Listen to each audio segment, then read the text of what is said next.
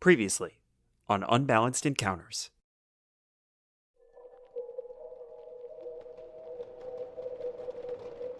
More important than wrestling, there is a intruder of some sort in the camp. There is a threat to the village. Something wearing sandals. What happened here is that this pair of sandals stepped in this paint, took one step, and then vanished. Who would do this to the front of my house? Your champion versus my champion. I bet a new millstone. You put up that glorious bellows of yours. From the tent, a Goliath man, Big Paul! I need to teach you how to lie and how to cheat. My intentions with Big Paul are not to get into his trousers. My intentions are to inebriate him so much that he is incompetent the next morning. Big Paul. The only animals that fight with rules are animals that are playing. I think it will be interesting to play with you. Round one, the guard. Winner round two. That was quicker than I expected. You put one arm down onto the ground, grab him by, his throat. That was probably the most aggressive any of them have seen guard. I'm gonna punch him in the kneecap as hard as I can and try to break his leg. That's gotta be an illegal maneuver. In the crowd, you glance down, boom, there are the sandals.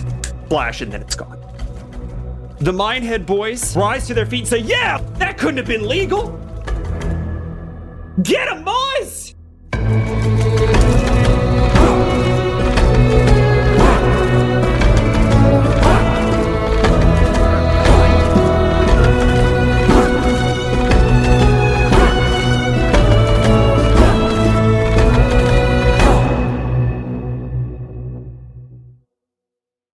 Hello, one and all, and welcome to another episode of Unbalanced Encounters, the show that dares to ask, what if everyone on Critical Role had day jobs? I'm your host, Patrick Perini. Say hi, everybody!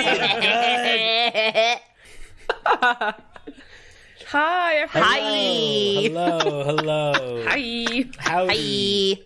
Hey, Salutations. I just need everybody to understand that everybody's dancing, having a good time. I am stressed, okay? I know. As well you should be, my friend, as well you should be, because at the end of our last session, we heard the cracking of wood and gates tumbling down and the beating of hooves as the boar charged down the mountain. At the same time, the Minehead boys rising to their feet in indignation. They will not stand for this aggression against their champion, Big Paul. They are a little upset. It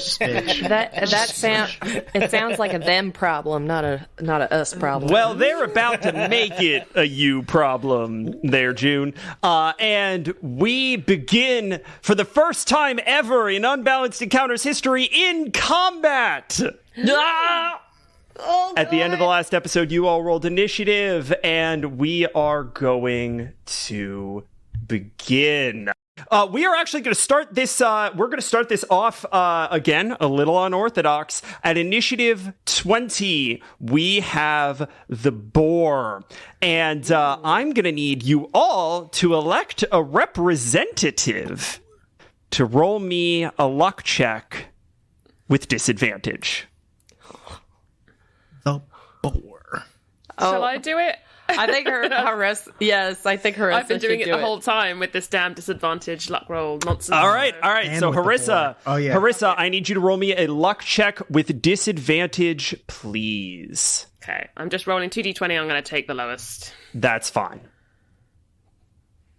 They're both 4 and 3, so I mean, Ooh. That's pretty good. yeah, It could have been a 2. it could have been. All I'm right. going to get the bad rolls out of the way now.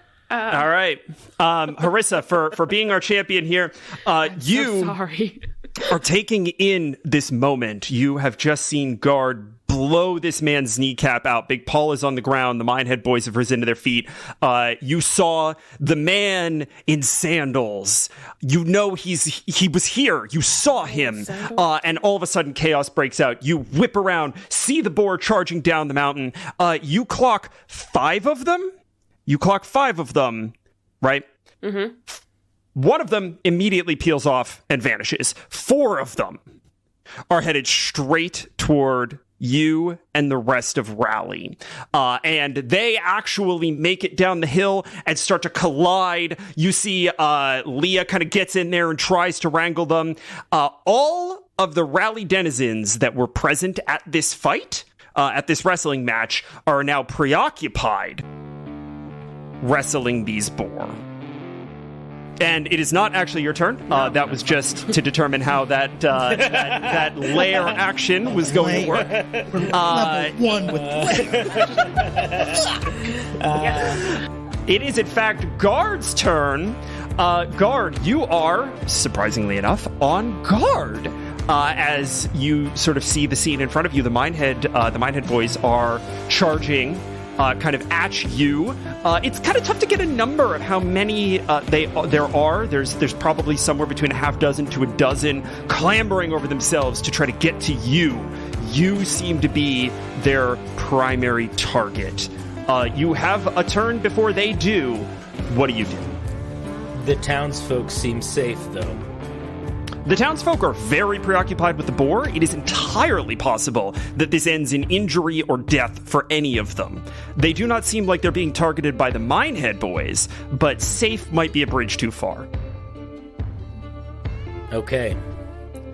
I'm going to walk over to the side of the arena, pick up my axe, and then I'm going to point at the boar, and I'm going to say loudly to anyone that can hear me, "Let us deal with this problem before you try to fight me." Ooh, I'm going to go ahead and need you to give me a persuasion check. And you just blew out this man's knee. I'm going to need it at disadvantage. Solid number 4, baby. A solid 4. A solid 4. I like these solid 4. Guard, in this moment, you are confronted with something that I don't know whether or not Guard would fully understand. But Minehead, sort of part of the northern reaches, very isolate kind of community, is a very strongly honor-oriented community. And they believe that they have been dishonored in this moment and are not to be swayed from their aggression. I will go ahead and give that to you as your free interaction. If you would like to, you still have action, bonus, and move. I would like to move in such a way that I am getting closer to helping the townsfolk deal with the boar. Okay. Would you like to actually engage with the boar, or what is that eventually going to look like? Because I would say that you're probably within 30 feet of one of the boar currently. Oh, then I am going to go and try to help wrangle the boar so that the townsfolk do not get injured. I do not really notice that the Minehead boys are particularly upset with me. Okay. So you're going to go ahead and help wrangle a boar. I am going to need your choice of athletics or animal handling. Athletics. Wonderful. Natural 1, baby! Start off strong. No. That's how we roll, All right. baby. All right. That's a nat 1. That's a nat 1. Plus for 5, argument's so Wait, 6. wait. Yeah. Oh, you're not raging. Not yet. For argument's yet. sake, let's go ahead and see what ends up happening here. I'm going to go ahead and roll an athletics check for this boar as it tries to break away. Natural 1. That is a 17 on the die for a dirty 20. Oh, no. Yeah, that is not happening. As a matter of fact, Guard, as you go to grab this boar, you actually just fully trip right? Which is not an easy thing for Guard to do. Guard's got kind of a very low center of gravity, very long arms. There's just all of a sudden, it's almost as if by magic, this rock appeared under your foot and just rolled out, and your ankle twists and gives way, and you're prone. So that is going to be movement and action. Do you have any bonus actions, Guard? So I am going to, as my bonus action, then activate the glyphs on my chassis and my ceramic plates, and go into my rage, just so that I can deal with this problem more efficiently. That Amazing. big sign, All right. I fight for the trees. I fight to the On your back. trees, glowing through the attached paper as we move next in the initiative order to Isaac Axstromer. Isaac, you have seen the Minehead boys start to rally, if you'll forgive the pun, toward Guard. And Guard just turn, take several steps toward a boar, trip, and fall on his face. Big Paul is currently laying there with a leg badly out of joint, kind of disoriented and groaning. Sherwood seems to be moving in his direction as well. What do you do? Isaac's going to run over to Big Paul, basically tear his, we'll go with the sleeves, tear his sleeves off his shirt and try to help out with his, how bad does the leg look if Isaac looks at it? It's bruising pretty badly. Again, his knee has been dislocated in such a way that it needs to be like re-inset into the joint. Got you. It's something Isaac's seen before. In Absolutely. history. People fall out of trees all the time. All right, got it. Isaac's gonna walk up to this guy and all right, big fella. Looks like that was a bigger hit than we thought. Oof. Sherwood, just actually, and he's gonna take out his axe and take one of the cloths from his sleeve, wrap it around it, put it to Big Paul's mouth. Hey, you're gonna want to bite down on this, big boy. And he's gonna try to pop it back. Okay. Oh, God. He's a big boy, so that's going to take some, Yeah. And well, you know what? How do you want this to work mechanically? Because this could either be a medicine check or You know what? Can we do a luck check? interesting. So the higher the luck check, the more magic gets. I think that absolutely tracks, because that is how this luck works. However, there are boar everywhere. I am going to need that made a disadvantage. The way we've been rolling tonight, yeah, that's a 6. All right. Oh, well, he did do better. I mean, Better than a 4. At a 15 and a 6. On a 6, you feel something different about the way that you're sort of putting your hands on this man's leg. You feel there's an energy to this conflict that is kind of beyond what you are used to, right? Like, this isn't the normal sort of like sulfury tension of a medical crisis out in the field, right? This is crackling and cold and almost otherworldly. The energy to this conflict is strange to you, and you try to channel that, and your hand slips, and you hear Big Paul. Yep. That's natural. This isn't supposed to feel bad, big boy. It's not. You're in a bad spot. Sherwood, and he looks over and sees them charging at Guard, right? The Minehead? Yeah. They've Sherwood, to charge your Guard. Get your boys together. You know, any chaos that happens here, it's not just my people that's going to be upset about it. Okay, so that's going to be your action. And no bonus action or movement from you, yeah? No, just those words to Sherwood, yeah. Okay. All right. Big Paul is incapacitated. So it goes to Sherwood. Sherwood is actually, he's headed toward you. And so he's kind of split off from the pack a little bit. But he was in the crowd, same as the rest of the Minehead boys. So he's still making his way over. And he runs up and he says, Isaac, I think the more concerning situation is to take care of Big Paul.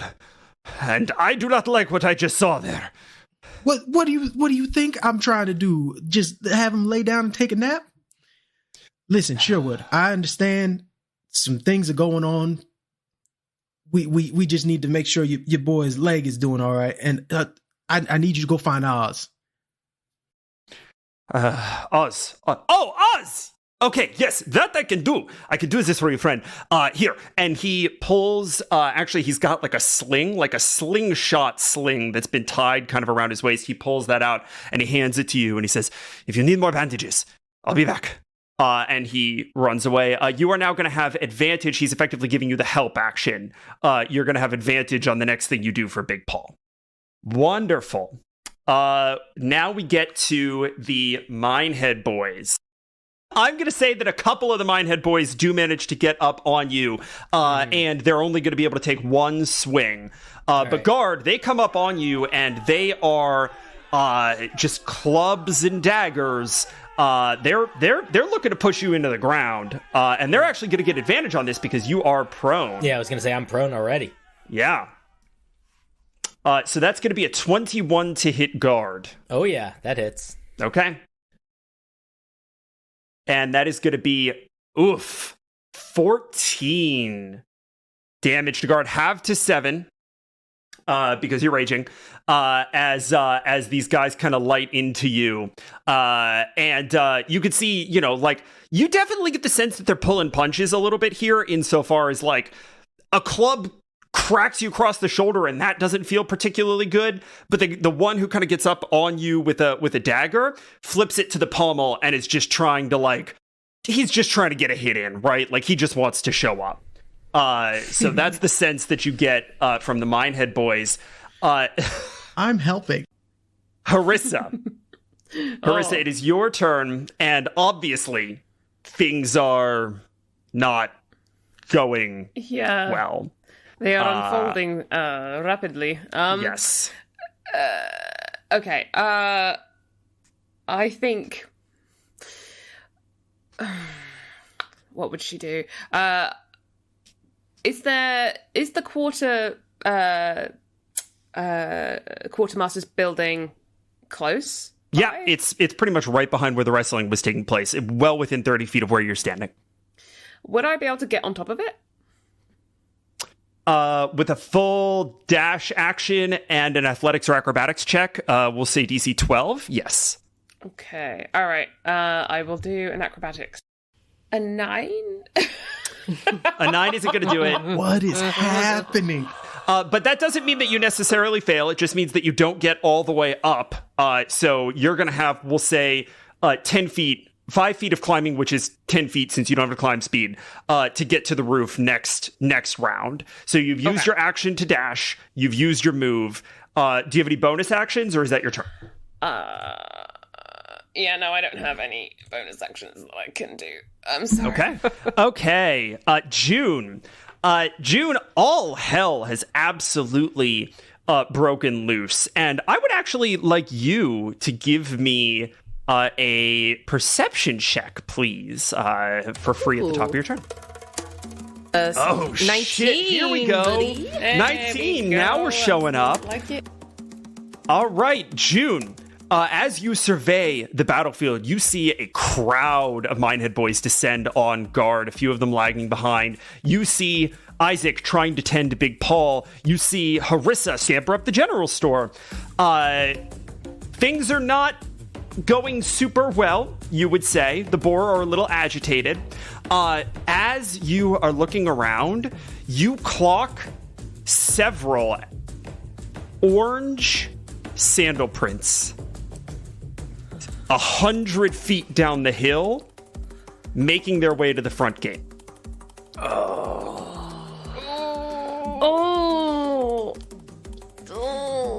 I wouldn't begrudge you if you ran after them, honestly. That's so tempting. Okay, well, she's gonna think, all right, guard is very large, guard is very strong. That's gonna be okay. It looks like Harissa has an idea. Okay. And she's like going for the quarterstaff, and then she's just gonna bolt after the footsteps, the footprints. left behind. Okay. All right. Taking a full dash action, I believe, should be 60 feet of move. Yes. Okay. That's correct. Fantastic. Monks be monkey. Naruto run. You get about halfway to the beginning of the footprints, and the footprints lead down the hill through a switchback.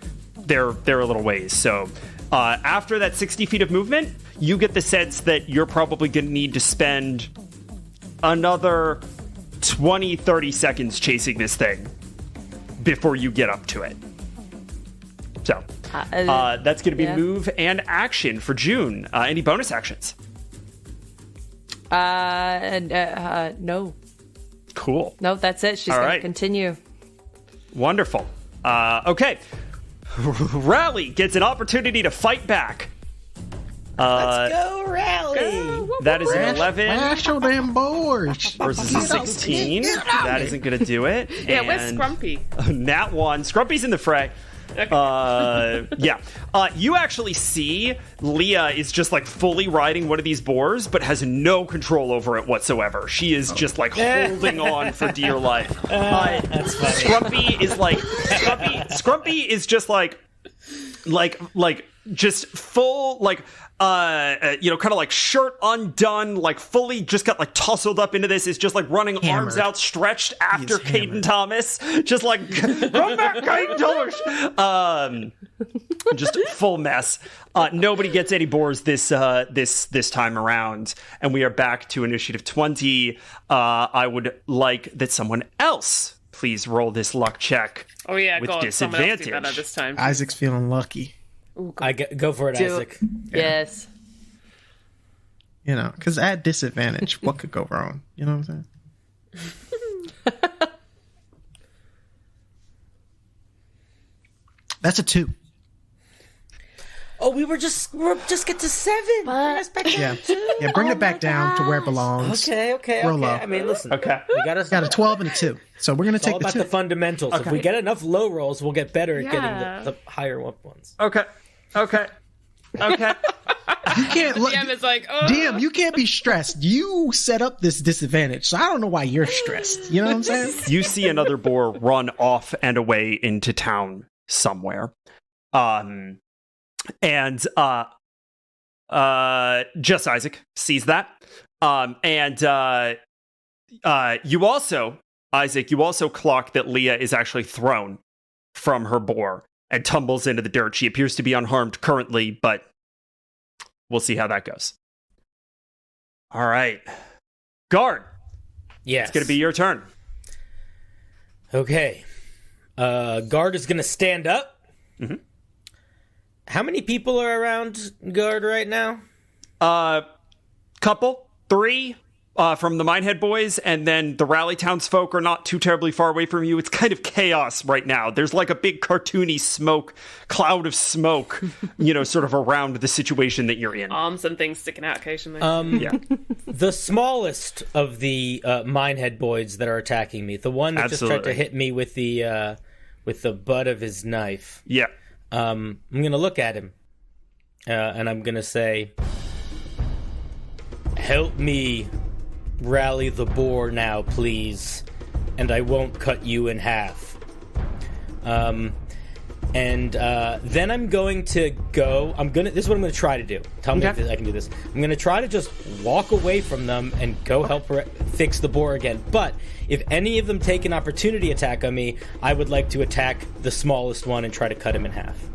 Okay. I would like you to go ahead and roll me an intimidation check. And I would like you to do it with advantage, actually. Okay. Yeah, because you scary as fuck. I don't really want to fight them. I just want to help people. I don't want to kill you. 7. I shall. With advantage. With advantage. With advantage. This man is feeling himself. This man is like, I can take on this automaton. Okay.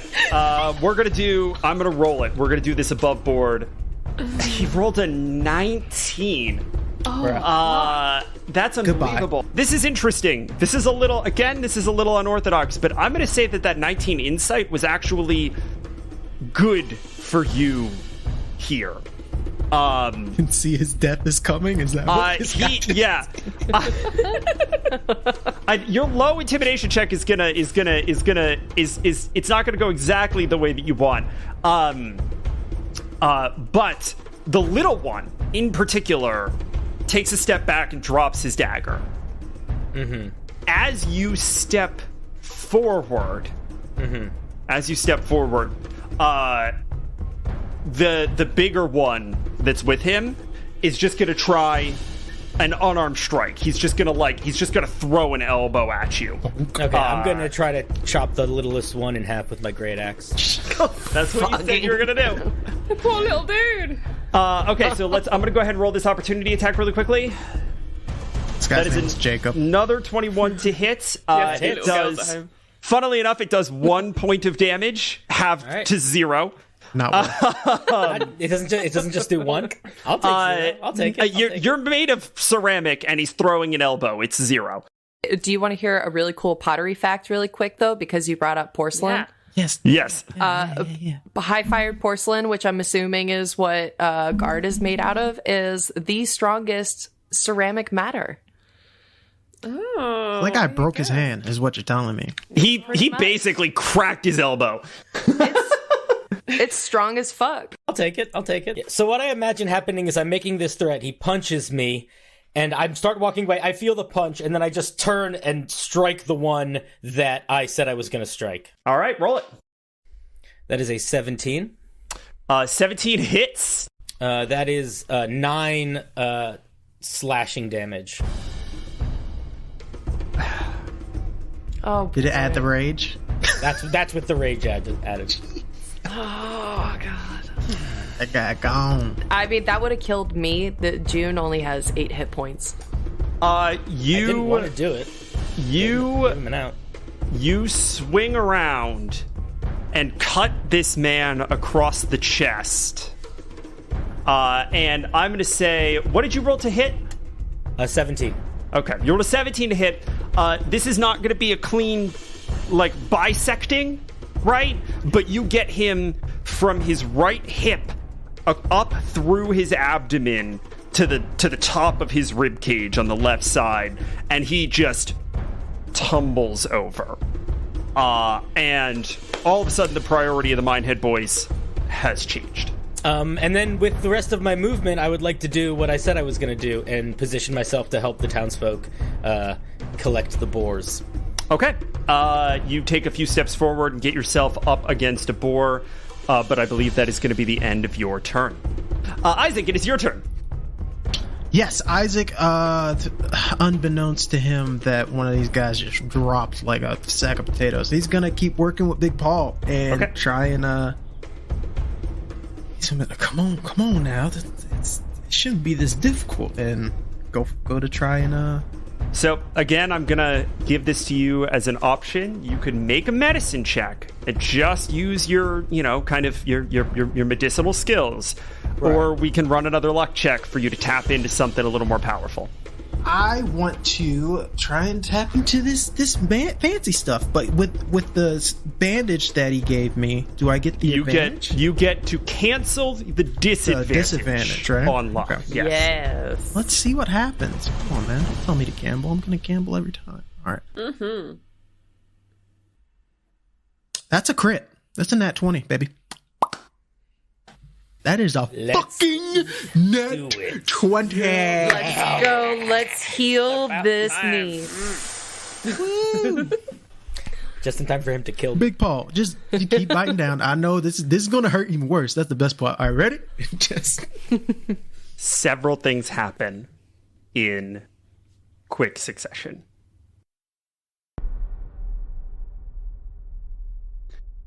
Isaac, you feel, as you go to set the leg, a surety of body that is distantly familiar. And we flash back for a moment and see Isaac Axtrummer swing an axe, and the silhouette of a head roll away. And we flash back.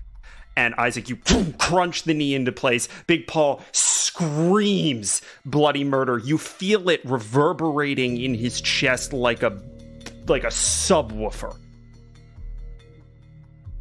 And at that moment, you hear Leah grab a boar by its hind legs, twist them, and put it into the ground. One of the boar has been subdued. All right, with my movement. Yep. Isaac stands up.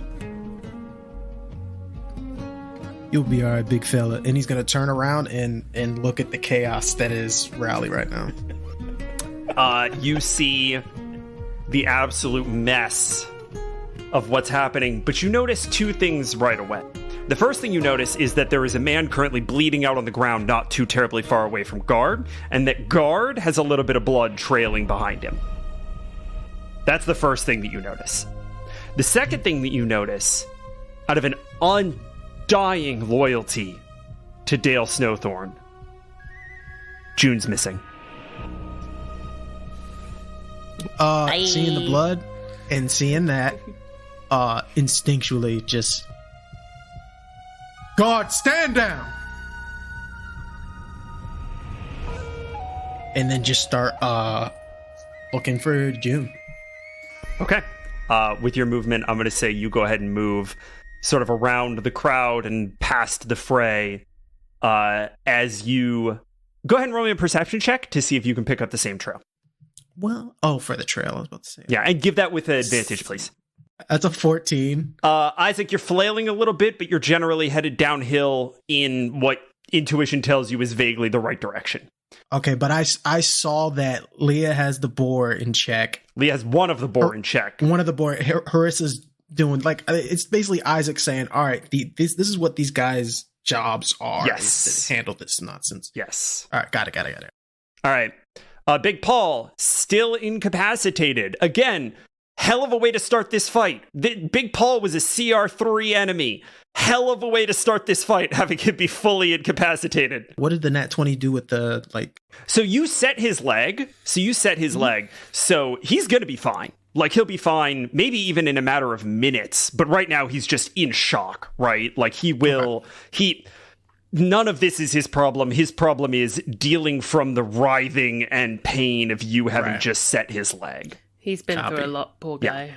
Poor hot guy. We see Sherwood just sprinting ahead of Oz, who is, pulling together some bandages and kind of checking for unguents as they just run forward. And then Sherwood literally trips over the body of the little man. This guy, yeah. And lands in the dirt and turns around and all of the color drains from his face. And he looks at Oz, and Oz looks at the man on the ground and immediately gets to work. Which makes it the Minehead's turn. The big Minehead boy turns, immediately starts helping Oz. We have 5 more of them that are attempting to join you. That is a 17 on their luck check. They get up to you, Guard, and they are collectively going to try to grapple you. So this is just going to be... They're going to get 2 attempts at this as a swarm. They're going to get 2 attempts at this. First, athletics is going to be a 12. Can I get an athletics from you? 14. Great. And they're going to try one more time. That's going to be a 5. With us. 17. Okay, good. Great. You, as if they were the children of Raleigh, the Minehead boys throw themselves Just on thinking you, that. and you just swing them off, push them back, throw them off of you in service of your mission. Harissa, Yes. it is your turn. Can I scamper up the rest of the way, please? Yep. I'm going to go ahead and say use a little less than half your movement to get up. Great. And you are now on top of the roof of the general store, which is roughly 20-ish feet above the fray. Great. Can I use some kind of insight? I just want to know, like, what's the biggest threat currently? Like, what is... It's a good question. This sounds like a survival check to me. Okay. And I would actually say that because the boar are involved here, I'm going to give you your favored foe advantage. Ooh, I can roll with advantage. Excuse me? Boar are your favorite foe? I'm done. Before anyone gets too upset, it's just beasts in general, but I like that it's Boar boar. are This is beasts. great. All right. What do you got? Oh my god, 2 4s? Are you joking? But +7. So Okay. an 11? Okay. There's Lord a have big, mercy. big crew of angry men mobbing guard. That part, not that complicated. I want to somehow kind of like stop them from getting to him, or sort of like, you know, almost like, okay, tell you what if Yeah. I kind of shot at their feet with an arrow just to kind Yeah. of stop their advance, or kind of make them kind of go, ugh, you know. Okay, I think here's how we're going to do this. You are going to make an attack roll. You're going to make an attack roll. For every point over 10 that you get, we're going to add that to an intimidation check against the Minehead boys. 16. That's a 16. You get a +6 to your intimidation check. We're going to go ahead and say that on a DC 15, you're going to stall all of them for 1 turn. On a DC 20, maybe more will happen. On a DC 10, they're going to have disadvantage on whatever they do next. You get a that's +6 to this intimidation. roll. It's intimidation. You get Okay. a +6 to this roll. All right, so 18. An 18. Okay. Yeah, so 12 plus 6. Oh, no, sorry, 17. It was 11 plus 17. Okay. 17. Still very respectable. Harissa, go ahead and tell me what this looks like. You stall all of them for 1 turn. Oh god. So Harissa, she's up on the roof, and she can see down. She can see them sort of all kind of encroaching on guard. So she's actually going to sort of put, let's say, 4 arrows at once on her bow, and sort of like pull down and just release them all, so they're kind of in a long line, sort of like almost like fencing, sort of like walling off the men from guard. That's going to be your more or less your movement and your action. Any bonus actions from you? No, I think Great. that's all I can do. June, you round, sort of a switchback. There's a, kind of a little, do you all remember in the original like Pokemon games how all of the towns had ledges that you could kind of only go hop down? You could down, can't go back. Right? Yeah. You Rally mean iconic Pocket Monster game? Yes, I do. Rally has a lot of that. Rally has a lot of like, you take a left and all of a sudden you're like back up against like a 6-foot ledge. And just out of sight, right? And so you round one of those following this trail of orange sandal prints with, well, say 30 feet of movement, just your movement, right? You get to the end of the line and poof, they vanish. There's no footsteps? They're gone. If you want to make a survival check to try to pick up the trail again, you could do that. I'd like to. Okay. Survival? Yeah. Okay. Oh, crap. It's a 6. You see that they were angled downhill, so maybe if you just kind of follow the slope of the hill, they'll pick back up, but you don't find them again with that free check. So you still have action and bonus action. Okay. Is she around any of the trees? Sure. Yeah. You want to climb a tree? Yeah, I'd like to climb a tree, and I'd like to use my action to climb a tree so then I can try and get a better look at my surroundings. I'm looking for the like a 20-footer. I'm looking for a tall tree. Okay, I mean, if we just want to go 20 foot, I'll just go ahead and give that to you. You're a monk. You can get up there. You can scramble. So we'll say you get up to the top of that tree. And I'm gonna look around. I'm gonna try to see. I am not gonna give you another check this turn, but I will give you a check with advantage next turn.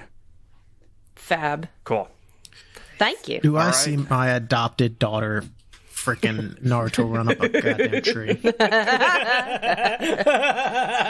Not until maybe your turn. We'll see how it goes. All right, we're going to check out the... Ooh, that's an 18 against a 17. Scrumpy fully throws himself at KTA and just like grabs onto the neck. It's just like, Kate, tell me she gotta calm down, and steers him kind of back toward the pig pen. I need y'all to understand. You guys can't see it, but I just witnessed Pat do an impersonation of hog tying a boar, and it was so good. It was so good. Oh, God. Fantastic. All right, that's an 8. This next one's probably not going to go. A nat 1. All right. You all see one of the people, one of the members of Rally that Maurice keeps around in the mill, manages to kind of subdue another one of these boar and just kind of ease it down to the ground, calm it down. So that's actually all of them. Holy shit, that's all of them still in the field at the moment. Crazy. We're now back up at initiative 20, and someone new is going to roll our luck check, and they're going to roll it flat because the boars in the field have been subdued. 10. Medium luck. Medium. I like medium. Is that the best luck roll we've had so far? Okay. Yes, it is. On a 10, anyone who's paying attention to the general store sees one of the remaining boar, crush through the front doors, splintering them to pieces. Oh, and Benny. Harissa, you in particular see it run out from beneath you. It has apparently gotten into the general store, done some damage to said china shop. I was gonna say, pull in a china shop. And made its way out the front door. And that is what we get on that 10. There's still one missing, by the way. Oh. Guard, it is your turn. You've just thrown off all of these beings being grappled, and the boar that are immediately in front of you have all been subdued. I will look at the Minehead boys, and I will say, Isaac Axe Drummer has asked me to stand down. This fight can be over. The townsfolk are safe. Make up your mind. And I shall hold my action to see what they do. If they attack me, I will attack them. If they don't attack me, I'll just stand there. So you see all of them frozen. Attention split between you, the arrows at their feet, and their fallen comrade. From behind them, the boar plows into them, sending them bowling pinning everywhere, and charges for you. What do you do? Interesting. I guess I'm gonna try to wrestle it. All right. That's the missing one. Yeah. That's that missing one. Go ahead and give me an athletics check, if you would please. Fucking Carl. Carl the boar. That is a natural 20. A natural Oh, yes. 20 against a 17. Guard, I think this thing runs just into your arms.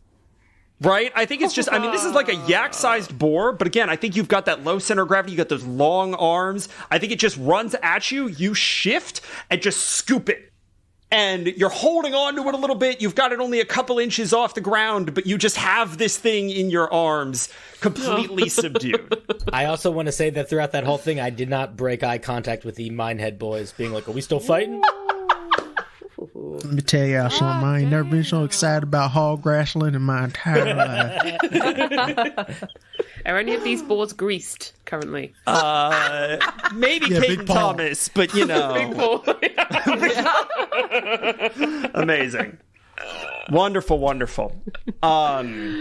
Isaac, that is your turn. Go ahead and give me a perception check to see if you see June run up a tree. Oh, fucking kids with their acrobatics checks. All right.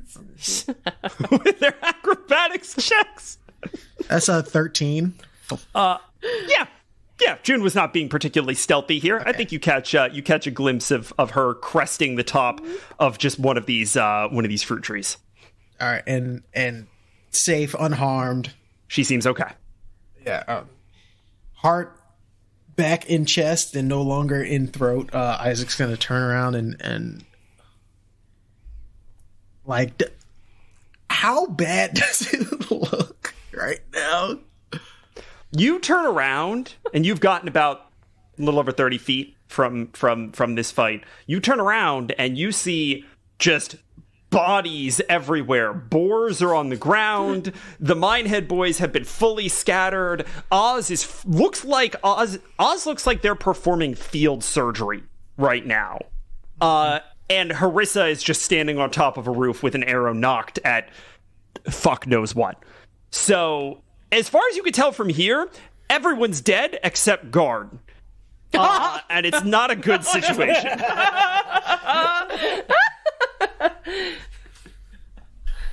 All right. He's going to walk over.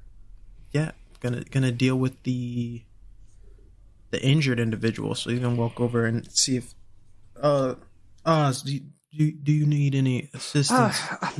Isaac, goodness, I think I've got this. And you see that they sort of have like a little their helping hand that they wear on their back has like a magnifying glass kind of in front of their face, and they are just like rough stitching this wound. They have apparently managed to sort of sew up, tighten up anything that has been damaged by this axe. It was maybe not quite as life-threatening as it originally appeared, but it is not good by any stretch. And Oz just takes a breath and says, Isaac, unless you could perform a miracle, get out of my light. Yeah, Isaac's gonna back up. And then pause for a second. And then it worked once. He's gonna see if he like obviously get out the light, but try and assist in any way that he can.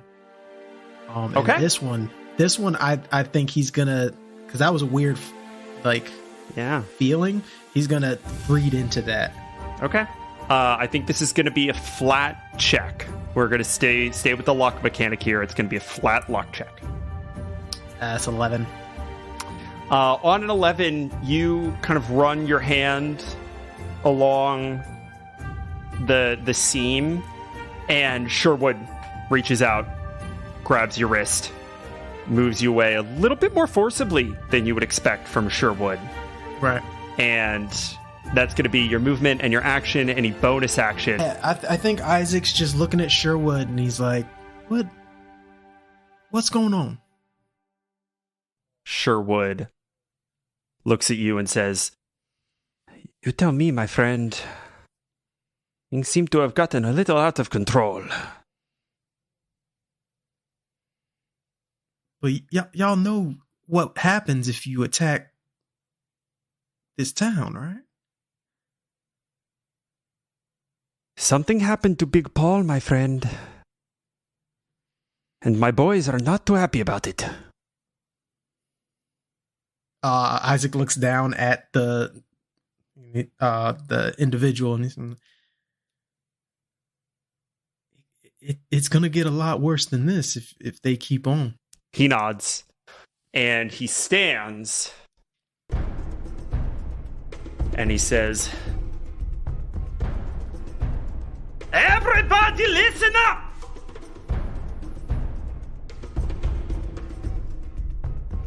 Stand down until we know what we are doing with the boar, and what happened to Big Paul. The next man to throw a blow at any member of Raleigh will be removed from the Minehead community before we leave this place. And the Minehead boys stay down. Harissa, Yes. it is your turn. Did you say there was still a boar missing? There's still a boar missing, yep. From my vantage point, can I see anything that may point to its direction or... Give me a survival check with advantage to track a beast. Okay. Get that boar check. Something good this time? Let's get Double some six. good board checks. That is not a good board check. This is unbelievable. Folks, we've had What is doubles. happening to your rolls tonight? Emily is rolling truly just like 1 in 400 odds in the most mediocre way every time. 13, because I have that proficiency, baby. You But, can't quite tell, but it looks like something got into the mill briefly, and then there's a scuffle kind of... You're following boar prints. Something got into the mill briefly. There's a scuffle kind of outside, and then 1 or 2 maybe got into the warehouse of the general store, but it's hard to tell. What am I closer to? You're on the general store, so the general store. So the warehouse to the general store. Yeah, it's part of the same building. Oh, okay. Yeah, it's just like a separate... Can I make a tiny hole in the roof and have a look in? Just dig in Punch there. a hole. Just Just boom. I've got my Yes, my absolutely. dagger. Go ahead and roll me an attack roll. Whatever attack you have, whatever melee attack you have on hand. Attack I'll the use my roof. dagger as it's got a better... You could actually shoot. You could actually Attack shoot this the thing too if you wanted. Can I? Yeah. So I'm going to go ahead and let you know right now that this thing has an AC of 12 and a damage threshold of 10. So Okay. you have to hit at least 10 damage to do any. It's got an AC of 12. Okay, let's see. 19? Yeah, Hit. a 19 Well, hits. 24 A 24 technically. hits. Yes. Go ahead and roll damage. You hit the shit Okay, out roll of that damage. building. Yep, that roof is fucked. 8. 11 11, damage. sorry. Yeah, okay. 11 damage. Boom. You put an arrow straight through and get, the arrowhead is maybe the size of, kind of a real world $50. You get about that size in the roof, peering through. What do I see? Well, you already did your survival check, so that's action and a free interaction. Any movement from Harissa? Yeah, I want to know what's underneath. Okay. Give me the good. All right, June. I know, right? June, go ahead and start your turn by giving me the better of a perception or a survival check with advantage. Okay. Oh, the first one was a nat 1. Oh, boy. And the second one is a natural 19 for a 21. A 19 for a Nice. 21. On a 21 perception check, June, you see something absolutely insane. June, on a 21, you see...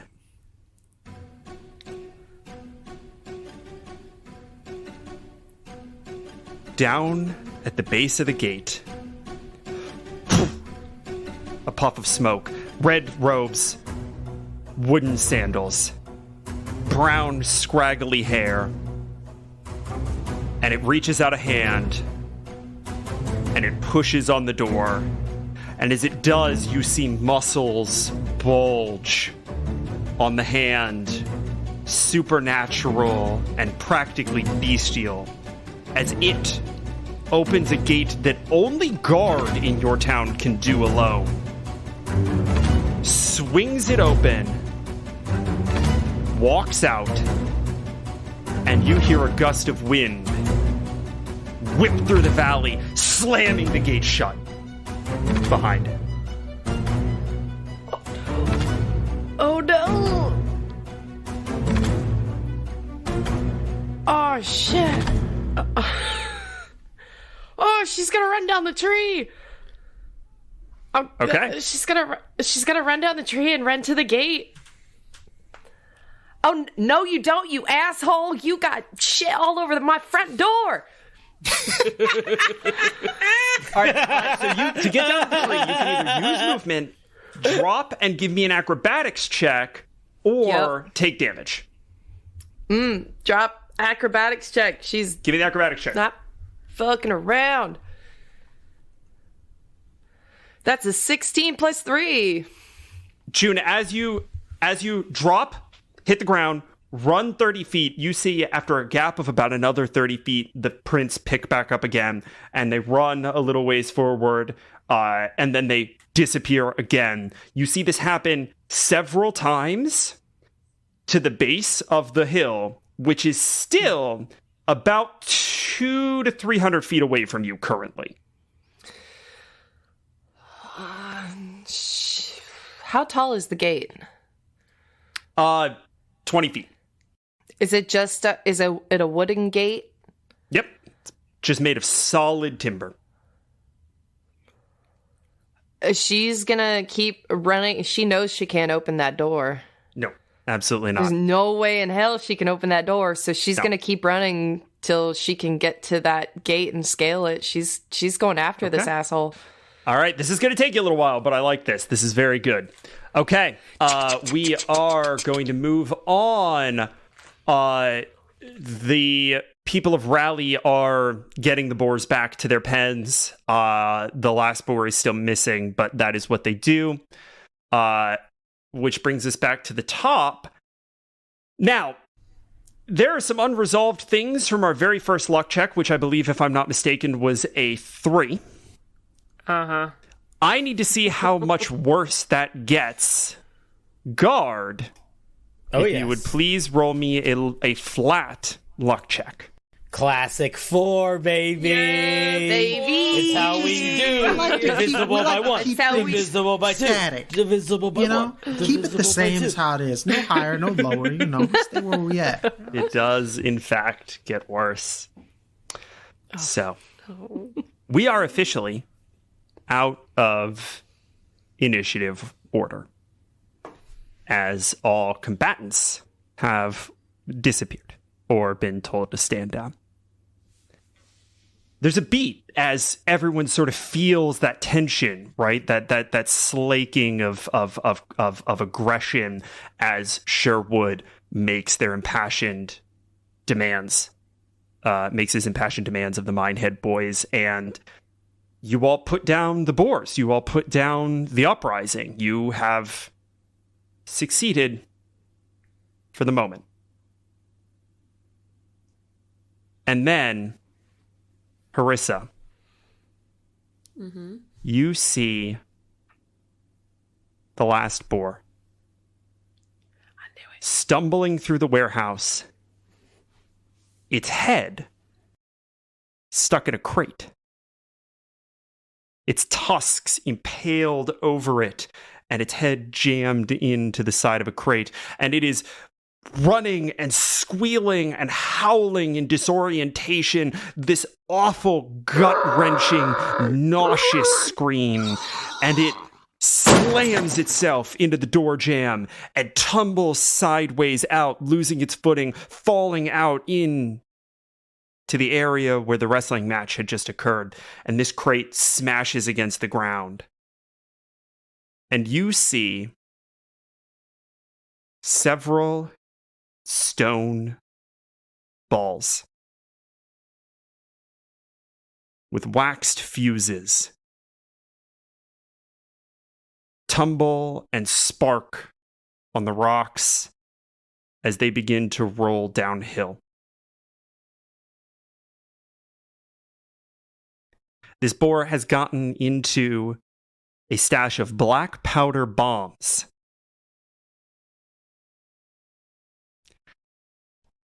And you all have 1 round to mitigate the effects of this. Oh, gosh. There are Harissa, you clock 5 of them headed toward targets that you would care about. There are 3 headed toward the cluster of people that include some of the Boars and Guard and the Minehead boys. There is 1 that is headed for... Better not be the kitchen. The kitchen, no! There is 1 that is headed for the... there's 1 that is headed toward the pigsty. And there is 1 that is headed toward the refinery. There is 1 that is headed toward the refinery. The refinery being the building that contains the bellows. Bellows. We do not have to do this in initiative order, especially because June, unfortunately, I think you're going to be probably too far away to do much of anything here. I'm on my own mission. Yeah. June, if you have something that you could do from a tremendous distance, or you have something that doesn't necessarily, that might just need line of sight, let me know. Oh, I'm so sorry, guys. That I'm not there. No, don't worry. I would have run Alright, away that too. don't be sorry. Yeah. Crazy. Oh, sorry, that can happen here. June's not sorry. She has no fucking clue. But I'm sorry. Valid. The way I want to do this is a little bit more freeform, right? Like, I want some narrative description of what your priorities are, what your intentions are, and we'll find the right mechanics to make that happen. How big are they? They are the size of basically like an apple. They're not very big, but you do know that, you know, if you're laying on top of one, you're not coming away in less than 5 pieces. And if one goes off near you, it's surrounded in rock. They're hollowed out rocks, and so that rock is going to become shrapnel. Yeah. And arguably, most importantly, they explode, and everything in Raleigh is made of wood. Is there like a water tower or a water butt or something of that ilk nearby? That is really interesting. So the way that Raleigh works, there's not really a water tower, but the creek runs through the hill and has been... Through the town? It does, in fact, run through the town. And has, in fact, been reservoired in several places. It specifically runs through the refinery. It is used in the refinery, in places to, it's useful to have running water as you're sort of doing distilling work. And there's a big reservoir next to the pigsty because that is where the pigs get their drink. How far are the 3 heading towards the villages? This is like one of those dilemmas, like the train tracks. Like, you've got 3 tied up there. Yeah. Right. If you got one bomb going 20 miles an hour and another bomb coming in What? And then a third bomb just say fuck the other 2 Here's bombs. here's another factor that's probably useful. In terms of tumbling down the hill, the nearest target here is the group of people. The next nearest is the sty, and the furthest is the refinery. How close are the ones heading towards the group of people? Like, how... Okay, I need to know a couple of things. So how far away from a water source are those 3? And also, how long do we have before they explode? How far away is the nearest water source? There is a sort of natural pool. It's not very big, but there's a natural pool on the other side of the people. So it's bombs, people, natural pool. How long do you have? You honestly have absolutely no idea. You didn't make these things. You've used them a couple of times, but there's a huge variance in wick length, wick texture, like density of wax, whether or not they actually catch, right? Because they're not lit. They're just sparking as they tumble. They may or may not catch. Well, let's see if we can redirect some of these bombs into water. I think that's probably a good shout. If anyone else has got any other I'm going to say, Harissa, the first thing that you do is just lay out an alarm for everyone, which I'm going to give to you for free. Yeah, sorry. Completely... Yes, Harissa. I won't screech into the microphone, but she will. You'd be the first, actually, in this episode to not screech it. I'll do you all to a choose favor. to not screech into your microphone. What a lame. There's definitely a handful of our audience that's like, fuck, man, I really wanted Emily to scream at me today. Damn it. That's also paid content. So that's definitely. All of you. She actually did scream. It was magical. But you won't be able to hear that. Yeah. Not in the original. Yeah. If you go to our Patreon, Behind the paywall. the only D&D podcast to have an OnlyFans. So, guard! She will yell, and of course she'll explain, in bullet time what she's just seen. Sure. To anyone who is in hearing distance.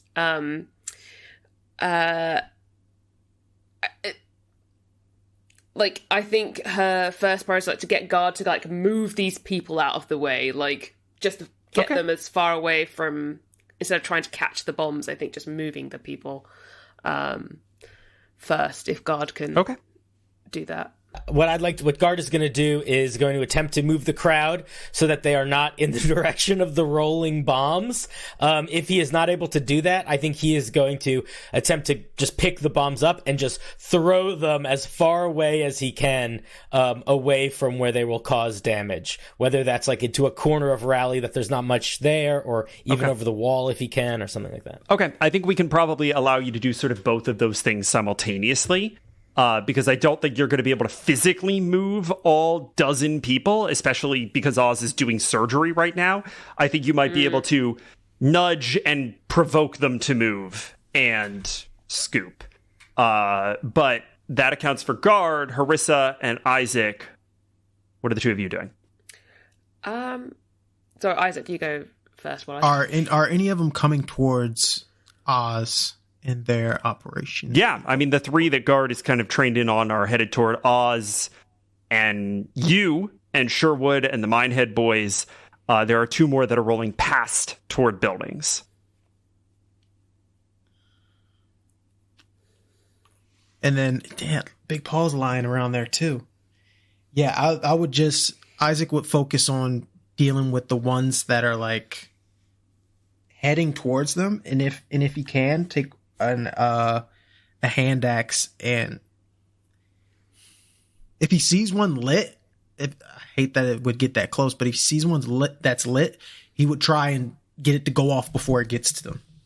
Okay. Is there, again, are you just focused on the three that are headed toward the group of people, or are you trained in on either of the ones that are headed toward building targets?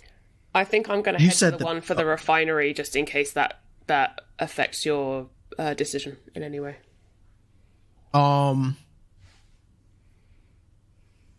What's the other one? The pigsty? So, yep, the other one is the sty. Which I don't care about as much, right? Yeah, I care less about the pigsty. Isaac's going to care about the people and maybe the refinery second. Okay. But if he sees Harissa heading towards the refinery, that's second. The people are the main priority for Isaac. So okay, I want to hear how Harissa is going to do this, and then I'll propose a mechanical implementation. Now, hear me out. Yep. Hear me out. Yep. Can I, jump off of the building onto the board that came out of it just now? Mm-hmm. So I'm saddled it, and then hiya, hi-ho, silver away, and then try and run down after the one that's heading to the refinery, and then I'm playing polo, just pop, hit the thing and get it out. I love that so much. That's a great visual. There's so many roles that could go horribly wrong in this situation, and I love it. This is amazing. I have no idea how else I would do anything in this scenario, so that's what I'm doing. DM, tear it up, baby. I know exactly what I'm doing, DM, when you're done with No, go ahead, because that'll inform how I make this mechanic. I was going to say, once he sees Guard go up and deal with these bombs, Isaac's going to take just a picnic table or something like that, and whatever Guard doesn't get, the one running towards, he's just going to slam it down, hold it down, like a big ass shield. Okay. Nice. Okay. Oh, cool. I am... That's really cool. This is definitely a dexterity roll of some kind for Guard. Mm-hmm. I think a dex saving throw. A dex saving throw, but we're going to have a couple of breaks on these saves. It's 10 to get 1, 15 to get 2, 20 to get 3. All right. Okay? Cool. Now hold that thought. Hold that thought, because Isaac, I am going to need you Don't do a luck check, please. to give me an athletics check Oh, thank God. Okay. to get this table into place. If it works, you're going to give full cover to everyone behind it. And Isaac will take whatever damage okay, to give everyone else. Okay, full cover. so you're definitely going to take. You might not need to take damage, but if you get, we're going to say yours is actually probably the easiest. We're going to say it's a DC 12 athletics check. Now, Harissa, Yes. yours is the most insane. Yes. You're going to give me a DC 15 animal handling check. And then you're going to give me a DC 15. You said polo. I've got to stick to the theme. Athletics check to knock this thing away. Okay, all right. And we'll say that on a 15, you knock it away from the refinery, right? But maybe towards something else. On a 20, you get a full hole-in-one into the creek, and it's a non-issue. It's an absolute non-issue. So there's a lot happening simultaneously. I think the very first thing I want to do is I want to get guards dexterity saving throw. As Guard throws themselves, as Guard throws himself at these grenades. Those are at advantage, right? No. Mr. Rage Boy. No. If you can see it, you're allowed to do Level check 2. that. That's level 2. Man, we suck, dude. Oh my We're god. babies. We're We just are babies. level 1. I have 2 powers. And We're I just used one already. NPCs, man. What the hell? All right. +2. Let's go. That's a 12. Okay, on a 12, you deflect one of them. On a 12, you deflect one of them. So one of them is fully off the table. Isaac, give me that athletics check. Got it. It's a DC 12. That's a 10. Oh, God. Okay. We're going to go ahead and say that you give 3/4 cover to everyone. To everyone. You're behind this thing, too. You give 3/4 cover to everyone. Harissa. Oh, God. I'm stress eating gummies. Okay, animal handling first. Animal handling first. 19. There we go. 19. All right. Let's go. Boom. Let's go. On Let's the go. board. Big rolls. And it is running down the hill at a full gallop. It is excited to have the crate off of Come its on, head. Carl. Let's go. Yeah. All right, now I need a DC. Again, on a 15, you get this thing away from the refinery. On a 20, you diffuse it entirely.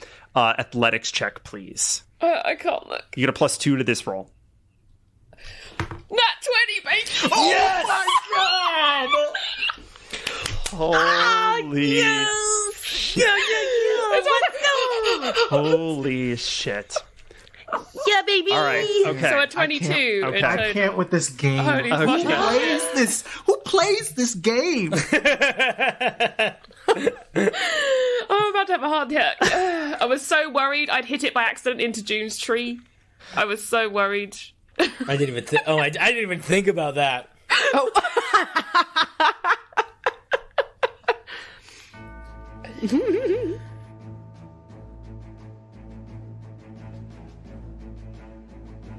Harissa.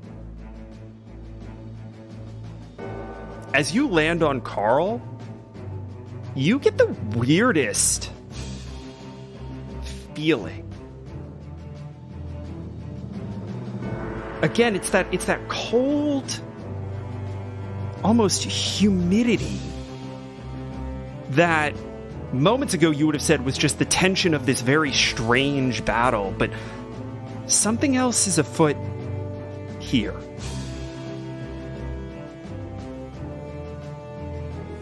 And as Carl tears down the hill, gets ahead of this bomb, you pull out your long bow and thwack it.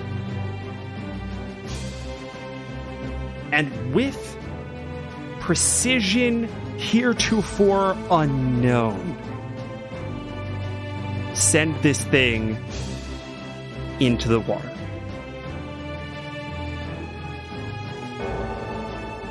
You have managed to defuse 2 bombs. There are 3 more.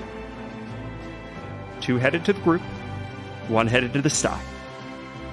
However, Harissa, you have taken control of the lock. I will be making 3 luck checks. 3 luck checks at advantage.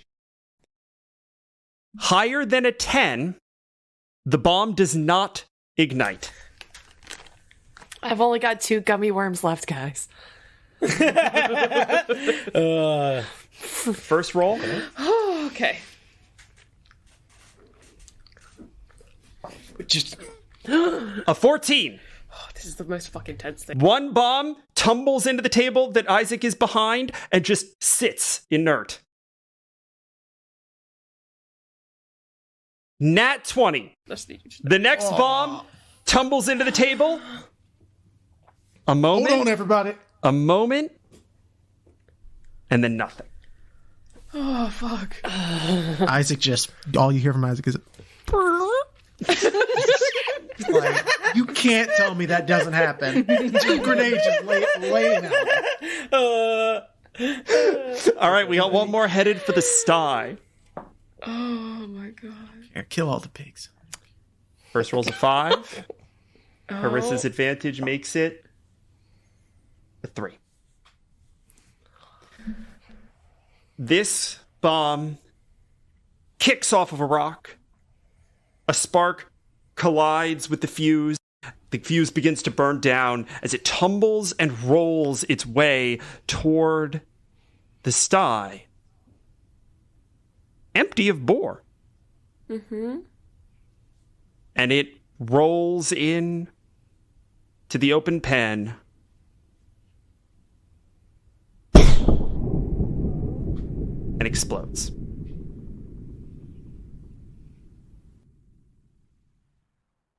The sty is currently on fire. However, the 3 of you are not incapacitated. No one is in any immediate danger other than the Minehead boy that is being attended to by Oz. I'm going to go ahead and say that you get the fire out with relatively minimal damage to the sty. Oh, thank goodness. Oh, would June have heard that explosion? June. Oh yeah. You just look back and there's like a mushroom June. cloud around. Heard a few explosions and was like, oh. Yeah, she'd be going from like, oh my gosh, the I'm gonna explain to this asshole the carcinogenic pigment in that orange is not okay. As you're having this Holy thought, fuck. as you're having that thought, as your mind is reeling with frustration about carcinogenic pigments and this strange sandal-wearing intruder, you don't really realize how fast you're running as you're bolting down this hill. It's almost a little supernatural. And you boom, slam into the wall and hear boom, an explosion from behind you at the same time. I'm sorry, but I have Spirited Away when she's running down I the was just stairs. thinking that. Yeah. Hi, everybody. Welcome to Unbalanced Encounters, the show where we dare to ask, what if Hal Miyazaki was a theater kid? Amazing. And she's like 100%. screaming. Oh, it's so good. Yeah, her body, she just peels it off. And just big saucer, huge saucer eyes, and just, oh, fuck. And runs back up the hill. Wonderful. Trying to run back. Okay. You all reconvene. The Minehead boy that has been cut open is moved to Oz's quarters for recovery, has not regained consciousness, but is not yet dead. The smoke starts to clear. The rest of the Minehead boys get themselves together, and things start to thin, and they start to calm a little bit. And you all reconvene. And there's a little bit of a frantic resharing of information. You guys, kind of catch yourself up briefly at a high level on what you've just seen and what the fuck just happened. June is trying to catch her breath. Yeah, June is trying to catch her breath. I imagine Guard is probably pretty still. And from behind you, Big Paul, limping and carrying a stick that he's picked up off the ground as sort of a makeshift crutch, walks over and has a quiet word with Sherwood.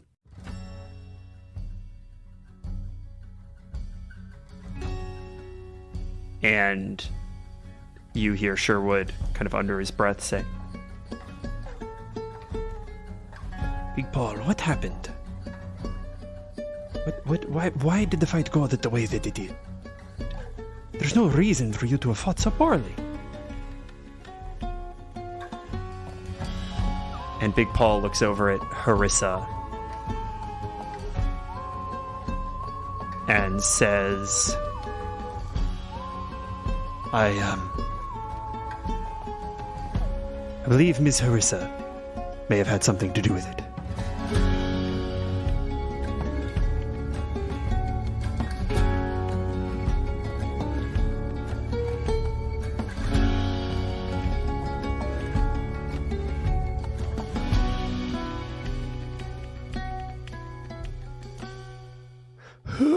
Thank you all for making it to the middle of the third and possibly most stressful episode in this first arc, which we are calling War is Disorganized Boar.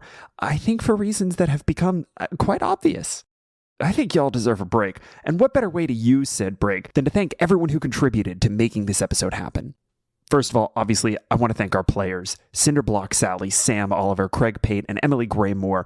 They just absolutely killed it in this episode, especially the latter half, which, stick around. It gets really good. I also want to thank Sayer Roberts, who composed our theme song, as well as many of the original pieces that you've heard throughout the episodes. For more about what we're all up to, you can hit up unbalancedencounters.com. I also want to thank all of the people over in our Discord who have been beta listening to each of these episodes. Y'all have been indispensable. Also, we're going to have a Patreon going up. For more information about that, definitely join our Discord at discord.unbalancedencounters.com. We're designing it hand in hand with our audience and community, and we would love your input. And last but not least, I want to thank you. Thank you for listening to this episode and presumably the ones before it. We hope that you're really enjoying it. If you are, it's actually legally required that you go to the podcast platform of your choice and leave us a review. If you liked this episode and you don't leave a review, well, you're actually committing a felony. And if you do leave a review and you're over in our Discord, make sure to let us know, because everybody who leaves a review, everybody who promotes the show gets a little bit of flair in the Discord to show that you are actually morally superior than everyone else. There's a very clear carrot and stick here. You can either get some flair in our Discord, or I can hunt you down and seek retribution for your transgressions. Seems easy to me. Anyway, I'll let you get back to the episode. Thank you so much for listening. I hope you enjoy the rest of it, and I look forward to seeing you in Discord. Okay, bye.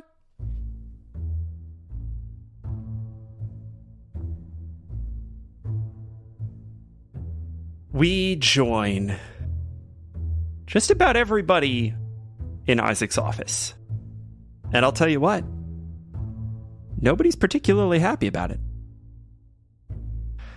Isaac, you are exhausted behind your desk, I imagine, just head kind of down on one arm. June, you are still a little shell-shocked, kind of standing toward the door, keeping to yourself. I would imagine Harissa and Guard stand to one side, Big Paul and Sherwood stand off to the other. And Sherwood says, I think you see the problem, my friend. This was hardly what you would call a fair fight. That is, if we are to believe the words of Big Paul.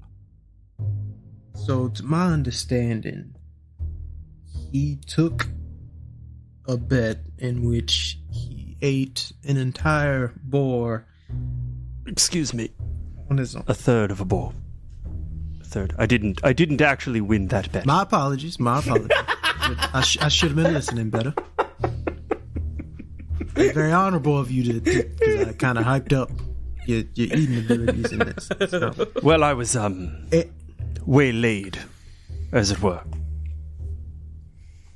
Right, you got a tummy ache. So to speak. I think a little bit more of an accurate way to put it is I was mildly poisoned. Sherwood says, Axtrummer, my old friend, permit me to take you on a journey, shall I? Willie is lying, hanging on to his life by a thread in your infirmary. Such is life.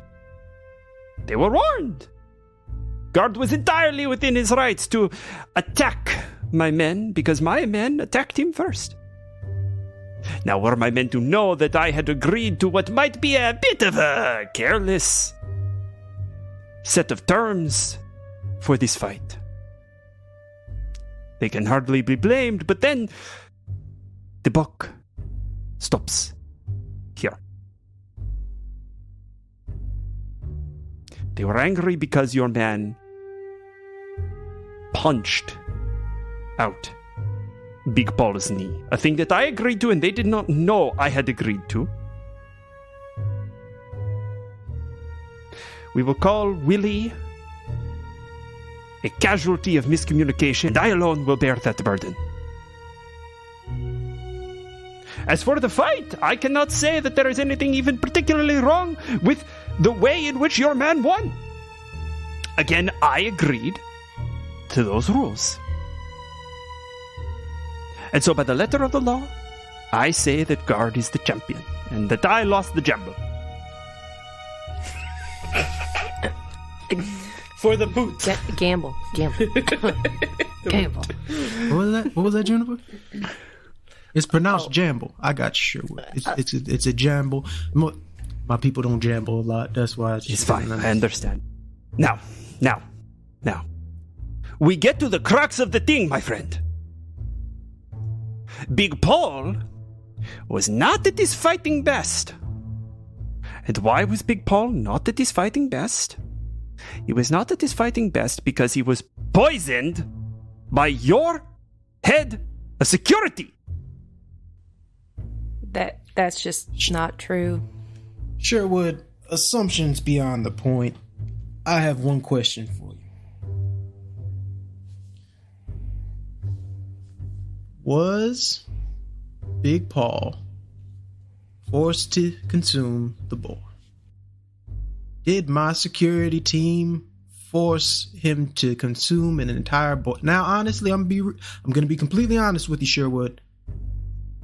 I will discuss this assumption and this possibility with my team of security to make sure something like that never happens again with visitors and people who are supposed to be at the utmost hospitality of my community, which you have. You had a place to rest. You had food in your bellies.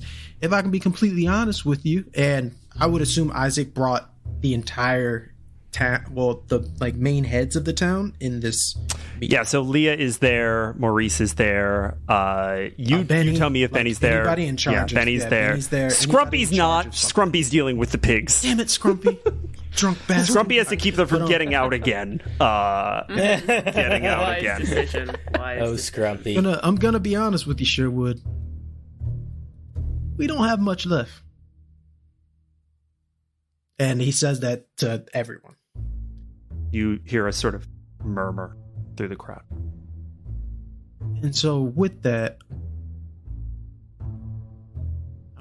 I would take you to your word on Big Paul being poisoned and him forcefully being eaten this boar, and then this causing him to lose the match. But I'm just gonna be honest. Was he forced to consume 2/3 of a boar? While you're levying this fact, and you see Big Paul sort of look a little sheepish, right? Like, no, right? Like this was a risk that he sort of took on himself. We zoom in on Leah, who has just rolled a nat 20 on an insight check. And she has just been staring at Harissa the whole time. And quietly, under her breath, she looks up at you. Much taller than her. An accomplished fighter. Someone who she would never deign to threaten. And with almost no malice in her voice, just disappointment, she says, "Saphra, what were you thinking?" And Harissa, we flash back to a moment in time in your childhood.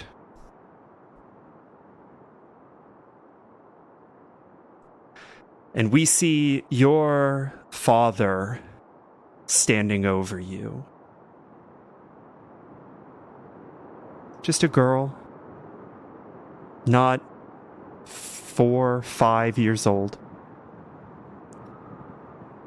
clutching onto your doll. You're not afraid of your father. He's never given you any cause to be. And it is with no malice that he drops to one knee and says, "Little one, what were you thinking?"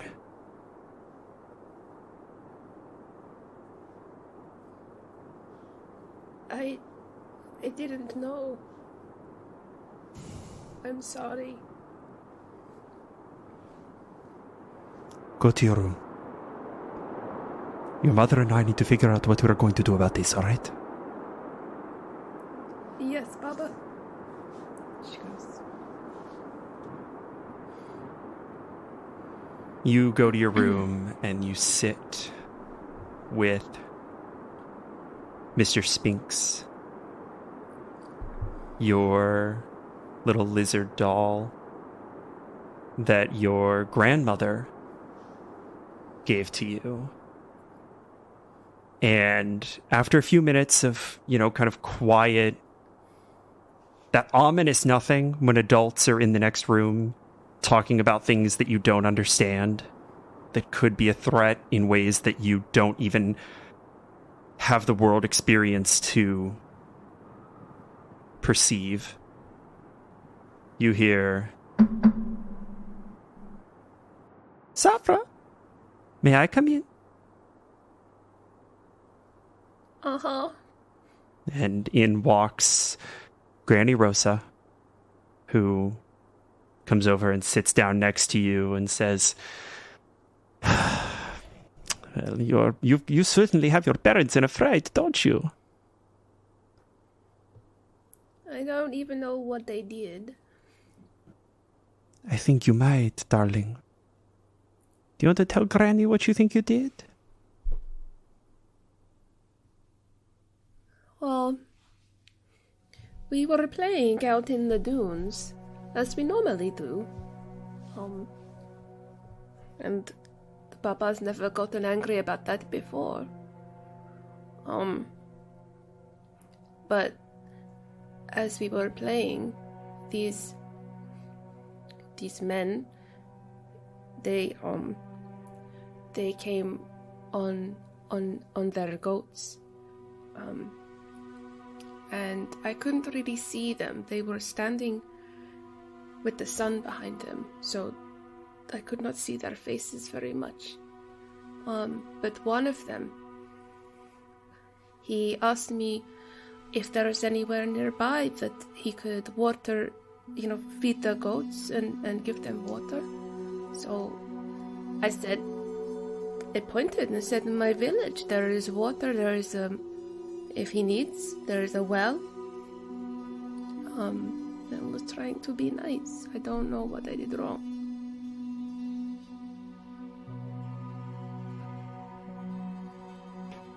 Jewel of my life, you are a good girl.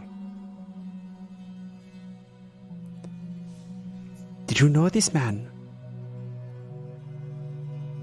No. Could you see whether or not he had honest eyes?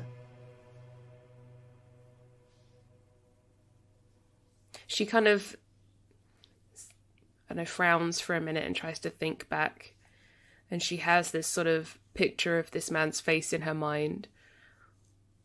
But I don't think she really knows what honest eyes kind of really look like yet. I don't think she really knows what that means. And so she just kind of squeezes Mr. Spinks and I don't know.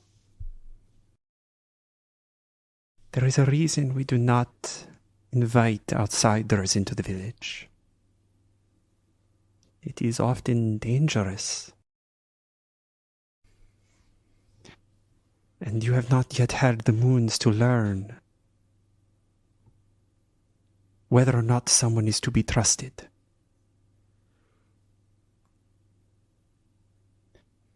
The rule is there for a reason, my little jewel.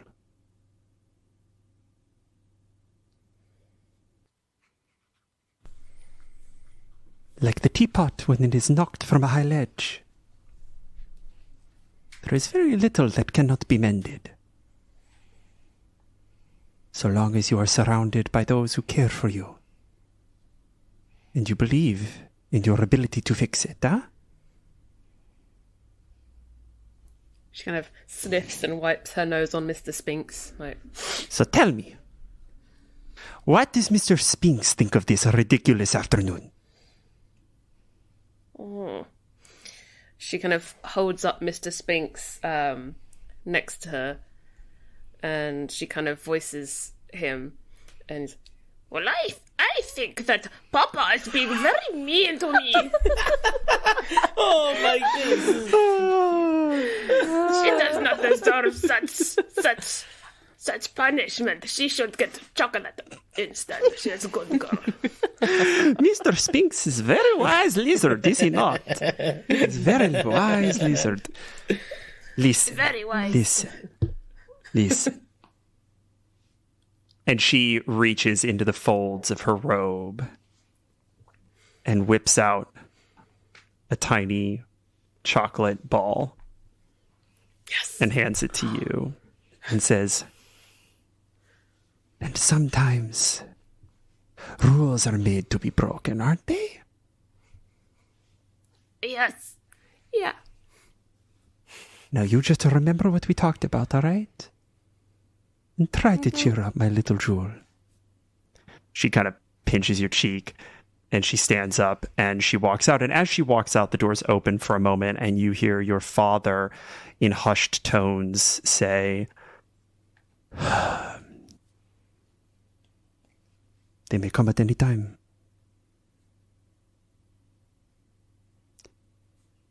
I think we need to. And your mother, who's sitting across from him, goes, the sentinels, you mean? And he nods. And we find ourselves back. And Harissa, you have just been entranced by this moment. And you all of a sudden come back to it as you hear your name mentioned. Now, if Harissa did whatever you say that she did, Sherwood, 100% I will deal with my employees the way that I need to. Now, back on the part of Willie and his situation. Now, you, as well as all of your gentlemen, can stay within Raleigh as long as you need to to make sure that Willie is in the best shape before being on his travels again. I myself will personally give him my ration portions until he is within capable means. Out of respect for you Minehead boys, which I do respect you, and this was, though, between you and me as well as everyone else, probably not the best way to go about doing business, but he gives you kind of a knowing kind of nod and says, "We are prepared to honor every part of our agreement. We appreciate that you are allowing us to stay here. I think that is due simply for the man's life." absolutely. Miss Harissa. She perks up after her sort of moment in the past. She realizes she's kind of absent-mindedly rubbing what looks like a black button, sort of like tied around her neck on like a cord. And she sort of comes to attention. Yes. If there is any truth to what Big Paul says, I hope you can realize what you have broken and endeavor to fix it. If there is truth to his words, I will endeavor to fix them. In the meantime, we had an agreement. If Guard wins the fight, we build you a millstone. Big Paul, when did you come to the conclusion that you were not well? Roughly about a third of the way through that hog. I am confused. When we were fighting, I asked you if you were all right, if you needed a moment. You said no. Why? He stops, tilts his head, looks away.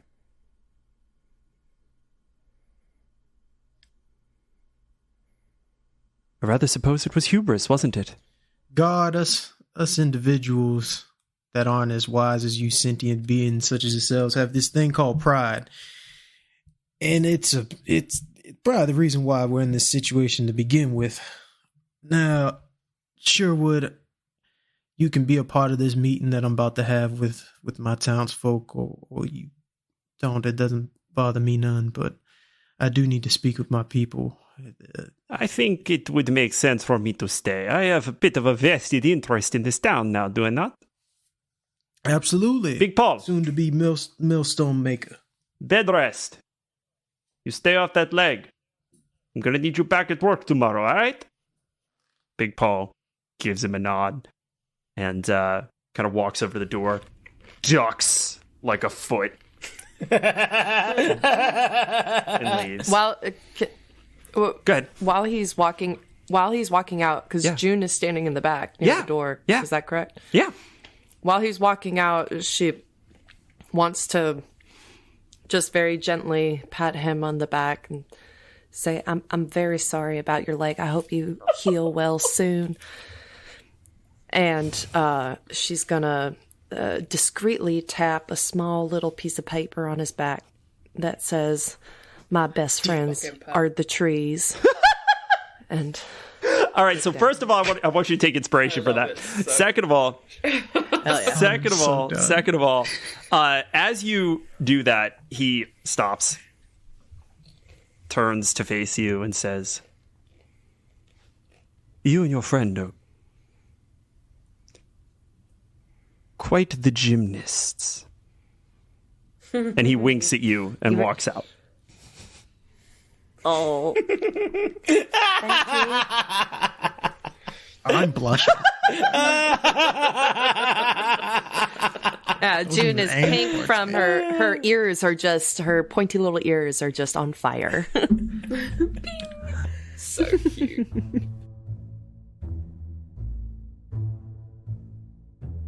for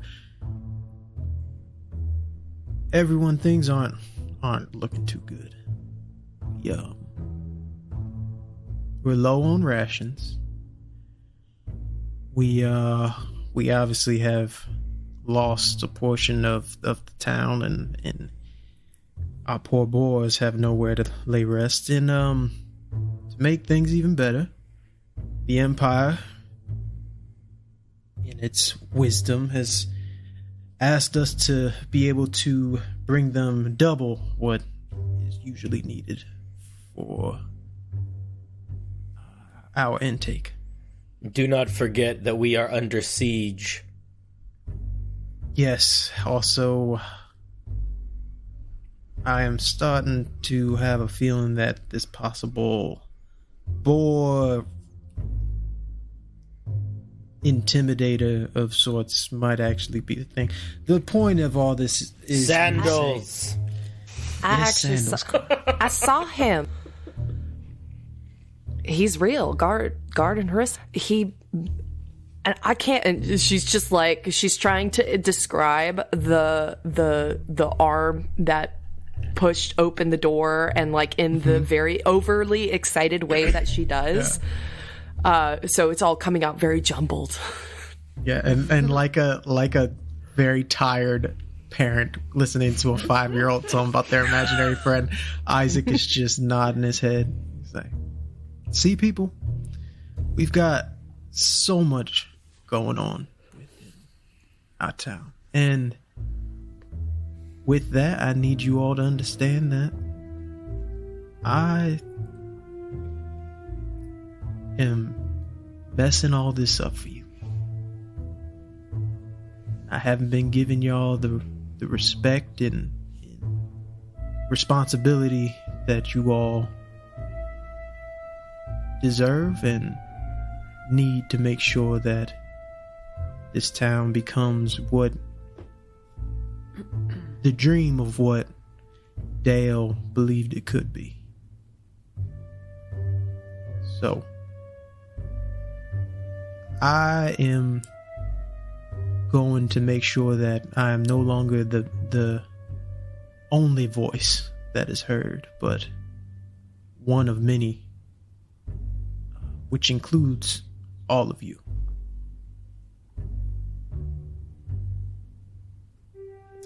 Isaac, I would like to say that despite what you may think, you are in fact the best employer I have ever had. And you can just see like Harissa is just enamored, because not in sort of like I'm in love with you way, but because you didn't Isaac's know. I mean, yeah, he's pretty hot. She's trying to. She's got your back, my guy. Like forever now. Yeah, 100%. I think Isaac would take those words and he'd just say, "Well, they don't call us Raleigh for no reason." It's about damn time.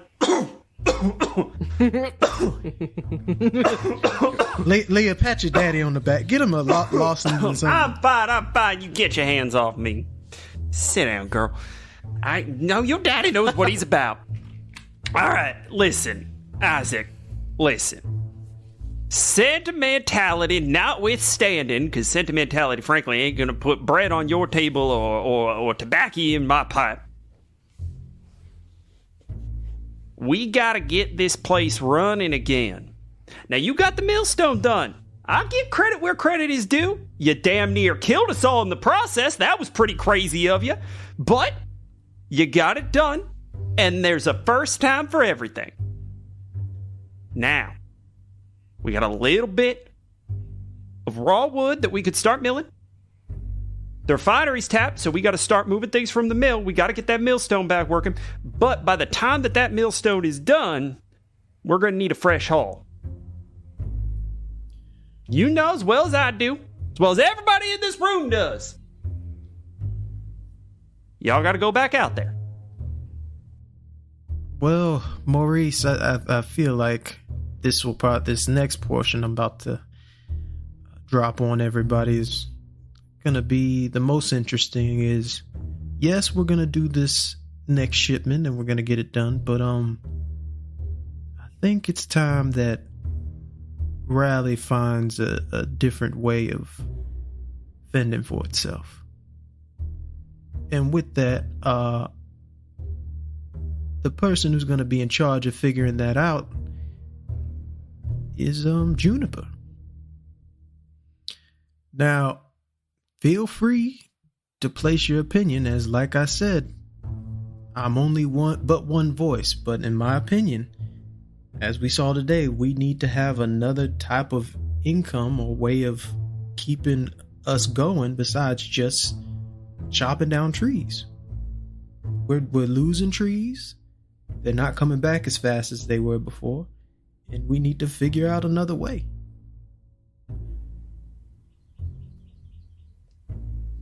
I would greatly appreciate that. And if I might say, and she shakily picks up her bow staff, a quarterstaff off the ground. I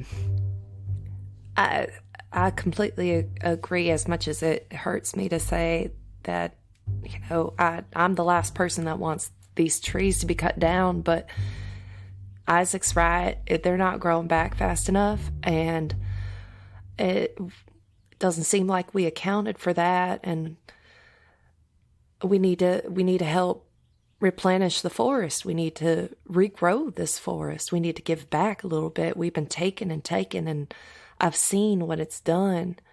I was out there. I lived out there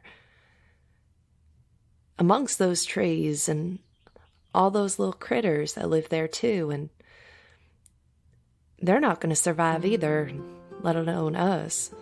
And Isaac, as you hear June give this speech, we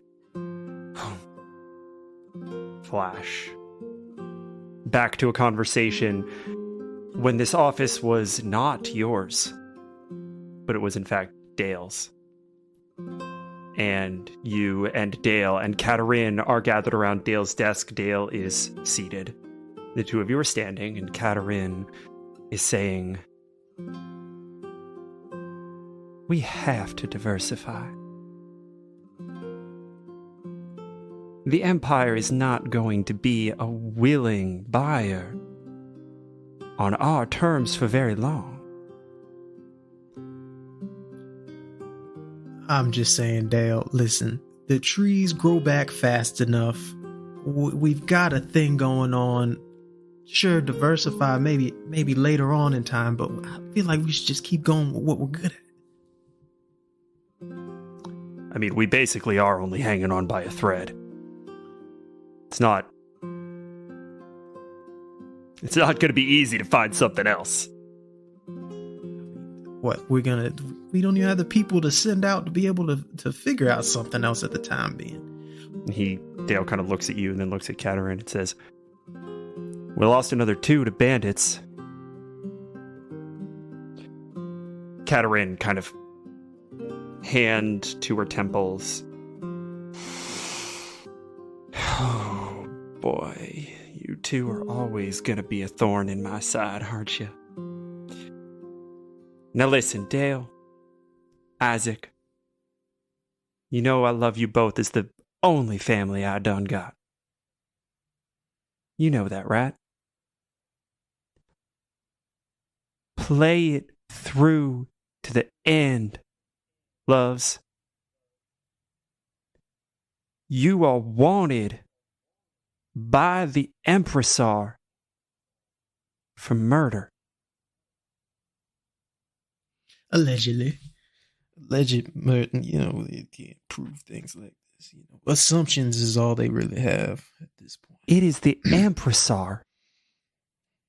There is no way in hell that if they find out who's running Raleigh, that they're going to be willing to play on your terms for very long.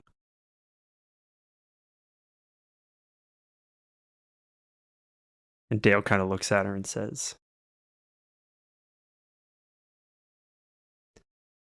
"Find me the men."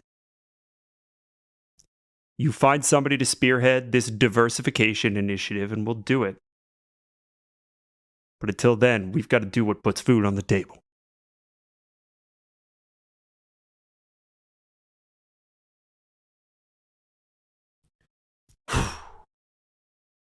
And we come back. Isaac, you found your man. And she is trembling with her mother's staff right in front of you.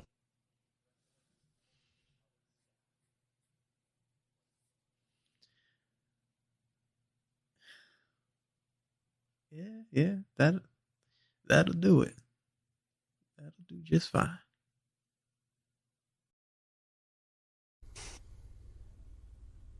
Harissa, may we have a word in private? Of course. God, excuse us for one moment. I think that as you two step away, the meeting starts to kind of break up and side conversations start to form, but generally there is at least begrudging, if not curious, assent to this vague new plan. And we zoom in on Guard and Harissa. Guard, what troubles you? Before you were stationed here, where were you stationed? A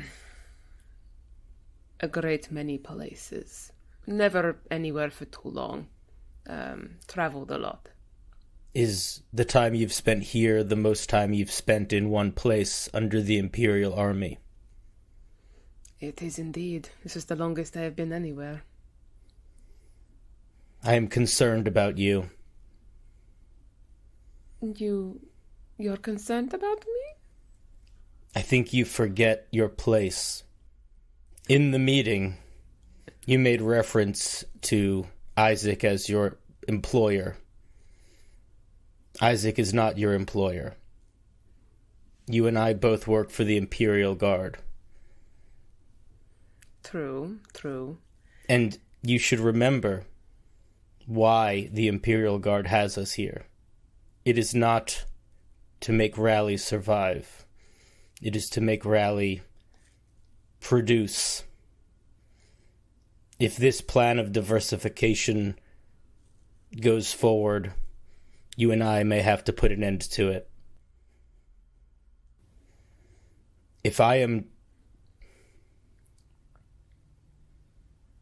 I do not want to be at odds with you.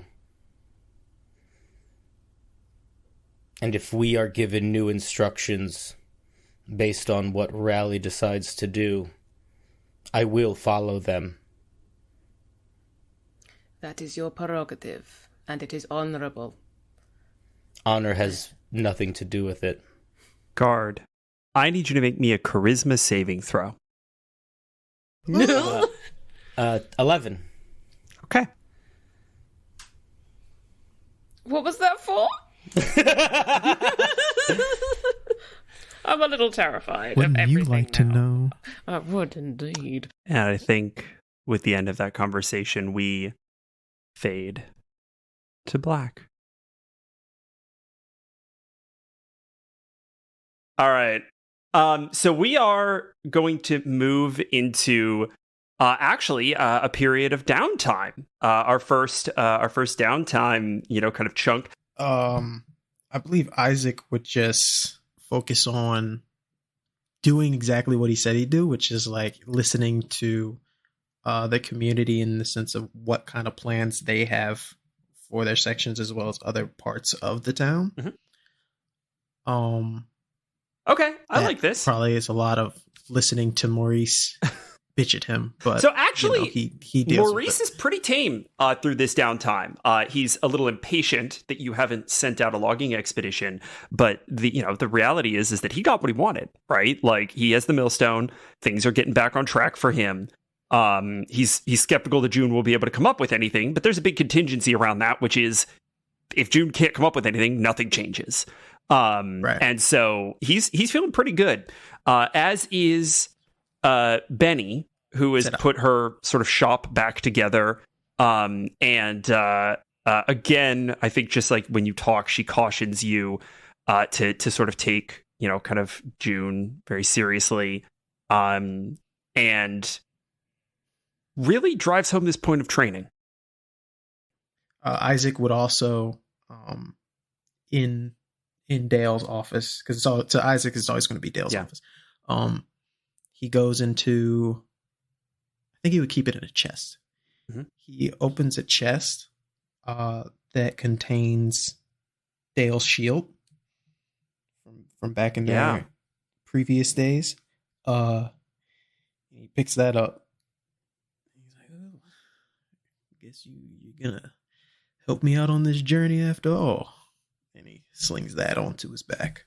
Yep.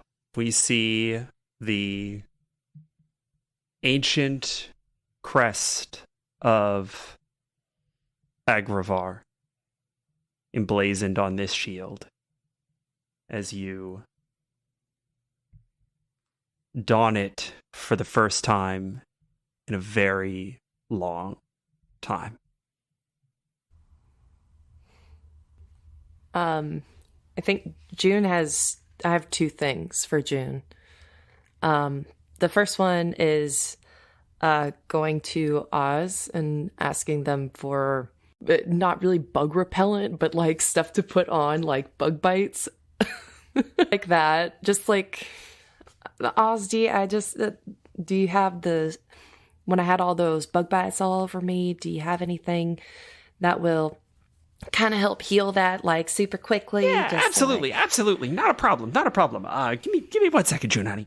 And Oz runs back into their sort of book, their library shelving unit, and starts pulling kind of herbs and into a mortar and pestle, and then kind of bottles that up and hands it to you. It says, "I'll be honest, it's mostly chamomile, but it should be helpful. It should get you what you need, sort of what you need done. You're really going out there with them, huh?" It's exciting, isn't it? Yeah, I mean, I never really thought I'd expect you to be going out there. Hold on. Be fine. And Oz spins around, runs back in, runs back out, just this frantic little dance, this time carrying a book.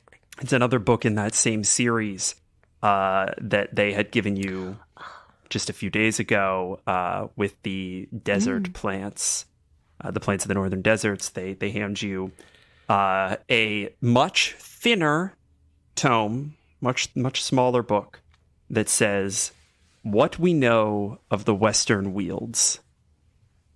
And it is written in Imperial Common and starts with a disclaimer that very little is known about the Western Wields.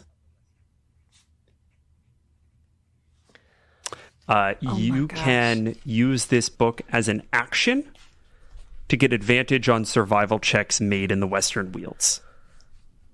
Yeah, buddy. So keep in mind that if this was a survival check that wouldn't have otherwise taken an action, it will take an action to use the book. Okay. The Western Wields. Oh my gosh, Oz. It's so small. This is very thin. I don't know if you know this. I don't know if you... Yeah, June, I don't know if you know this. We're kind of on the edge of the known world. It's pretty buck wild out here. I mean, June, you know better than anybody that we don't really know what's going on out there. I mean, look at the people. Look at Maurice. Look at Lady Gerda. Right? I love that both they're both Maurice beautiful looks people. like he's about to... That's not what we're talking about. I'm working on it. I'm trying to get him to quit. I promise I'm trying to get him to quit, June. I don't see why you can't just switch him over to that special herb. He's a very stubborn man, June. He's a very stubborn man. It seems like he'd be a way happier person if he was smoking. Listen, I don't... we have wandered way off topic, June. What I'm trying to say is that they live in the Western Wields. And June, honey, they've never seen the geckos. You have. Maybe they weren't looking hard enough. They're out there. I believe you. But you're not going to find anything about him in that book. You will find some useful stuff, though. What's poisonous, what's not poisonous. What trees seem to attract the giant weasels. Still not sure about why that one works the way it does. But, you know. Yeah, that's... Be safe, interesting. June. I will. Be careful. I will. June's gonna pull Oz into a big hug. And they just fold in around you, and the helping hand arm just kind of like falls against your back. Thank you so much, Oz. Good luck, sweetie. Good luck. Anything else from June during downtime? Yes. She just wanted to run back to her parents' house, and then she's gonna look for go through her daddy's stuff to see if she can find like a scarf or something of his. Go ahead and roll me an investigation check. Yeah. Whew. That's a 19 plus 2, 21. On a 19 plus 2, you find a scarf at the bottom of a box in the back of the closet, and it's like trailing out so that you see it. And it is this like goat's wool. It's like a little scratchy, but in that way that you know it's going to be so warm. Like you could this is high quality water repellent wool. Good stuff, stained just like this umber. Very nice scarf that you've never seen before. And as you pull it out, it kind of sends the box tumbling out after you, and there's a little note that skitters out.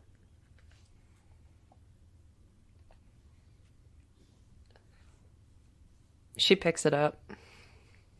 It falls open, and you immediately recognize your mother's handwriting.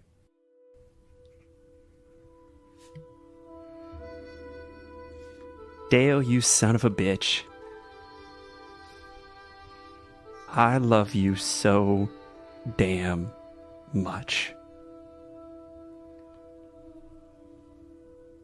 But I told you how it was gonna end. I hope this helps.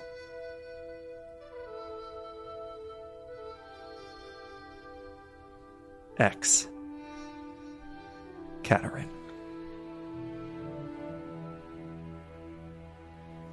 Damn it, Pat. This episode's so emotional.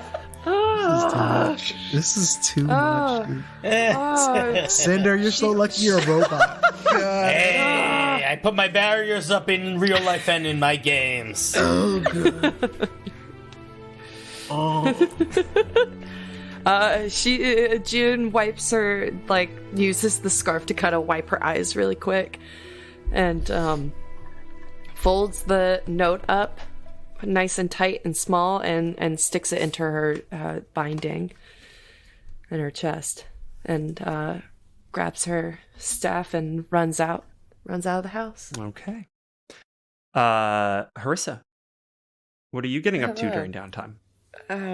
So, firstly, I think she's going to attempt to sort of brief Martin and kind of prep him in some way. Okay. She does not want to do it. Do you want to do that scene? How do you feel about that? No, okay, good. No way. Not even Emily wants to deal with him. That's rough. She's going to, if it's possible, basically give him a sort of flare. Okay. Some kind of firework or something like that, right? If we've got explosives. And sort of give him explicit instruction if any kind of threat to the village occurs, to set that off so that we can see it and then I can come straight back. I'm also going to give one to Benny. Okay. Because I can trust Benny. Okay.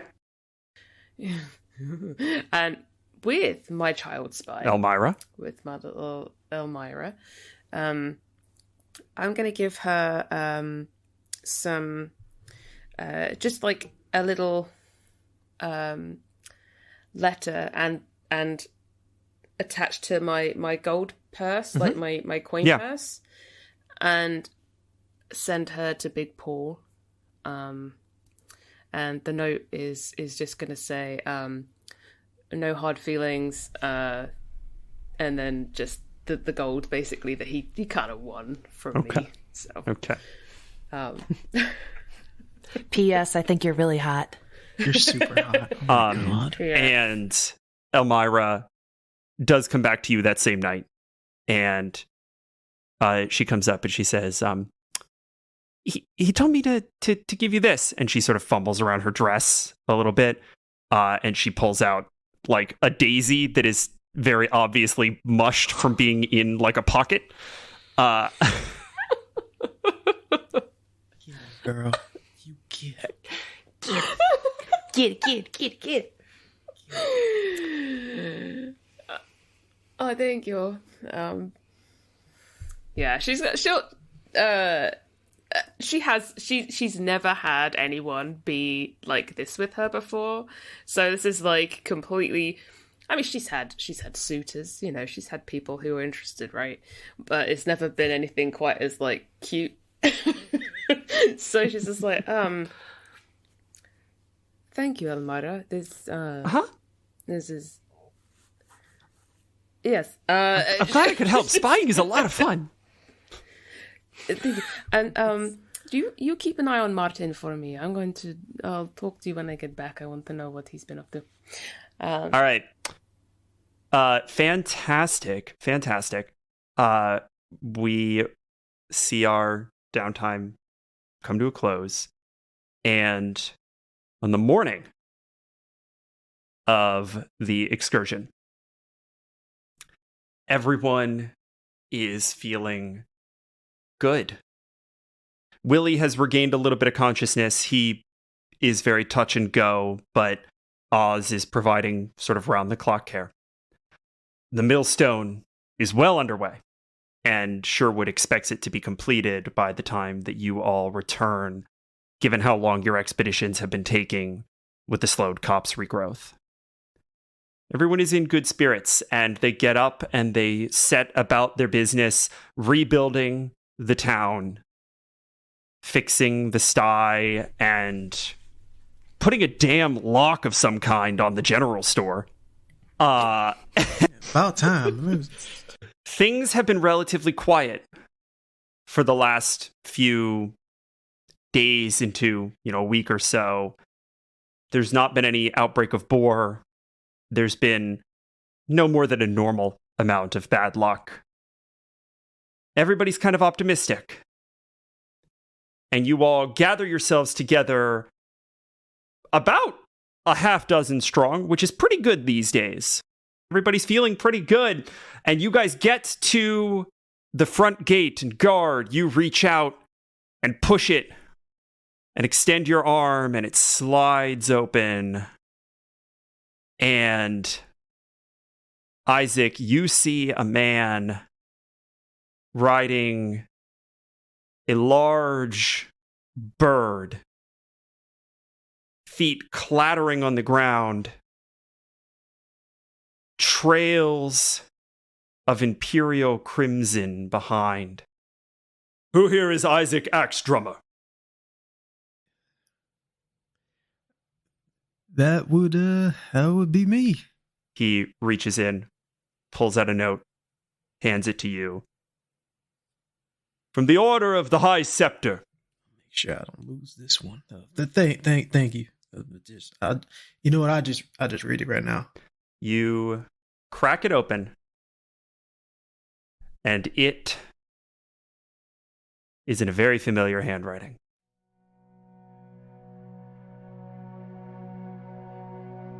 I do not write on behalf of the Empressar.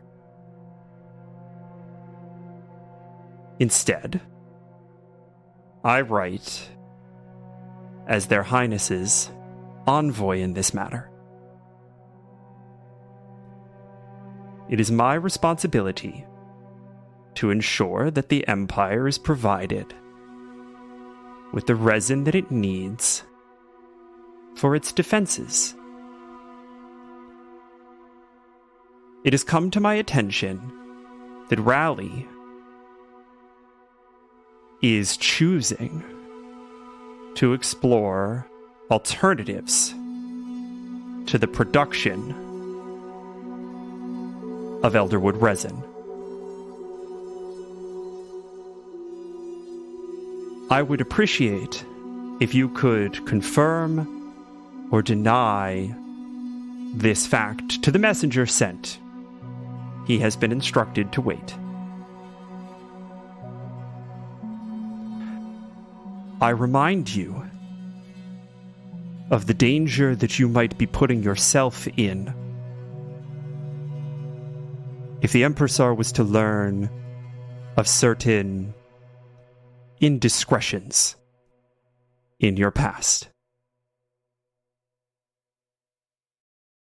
Sincerely, High Scepter, in ornate calligraphy. Isaac has this shit like close to his chest right now.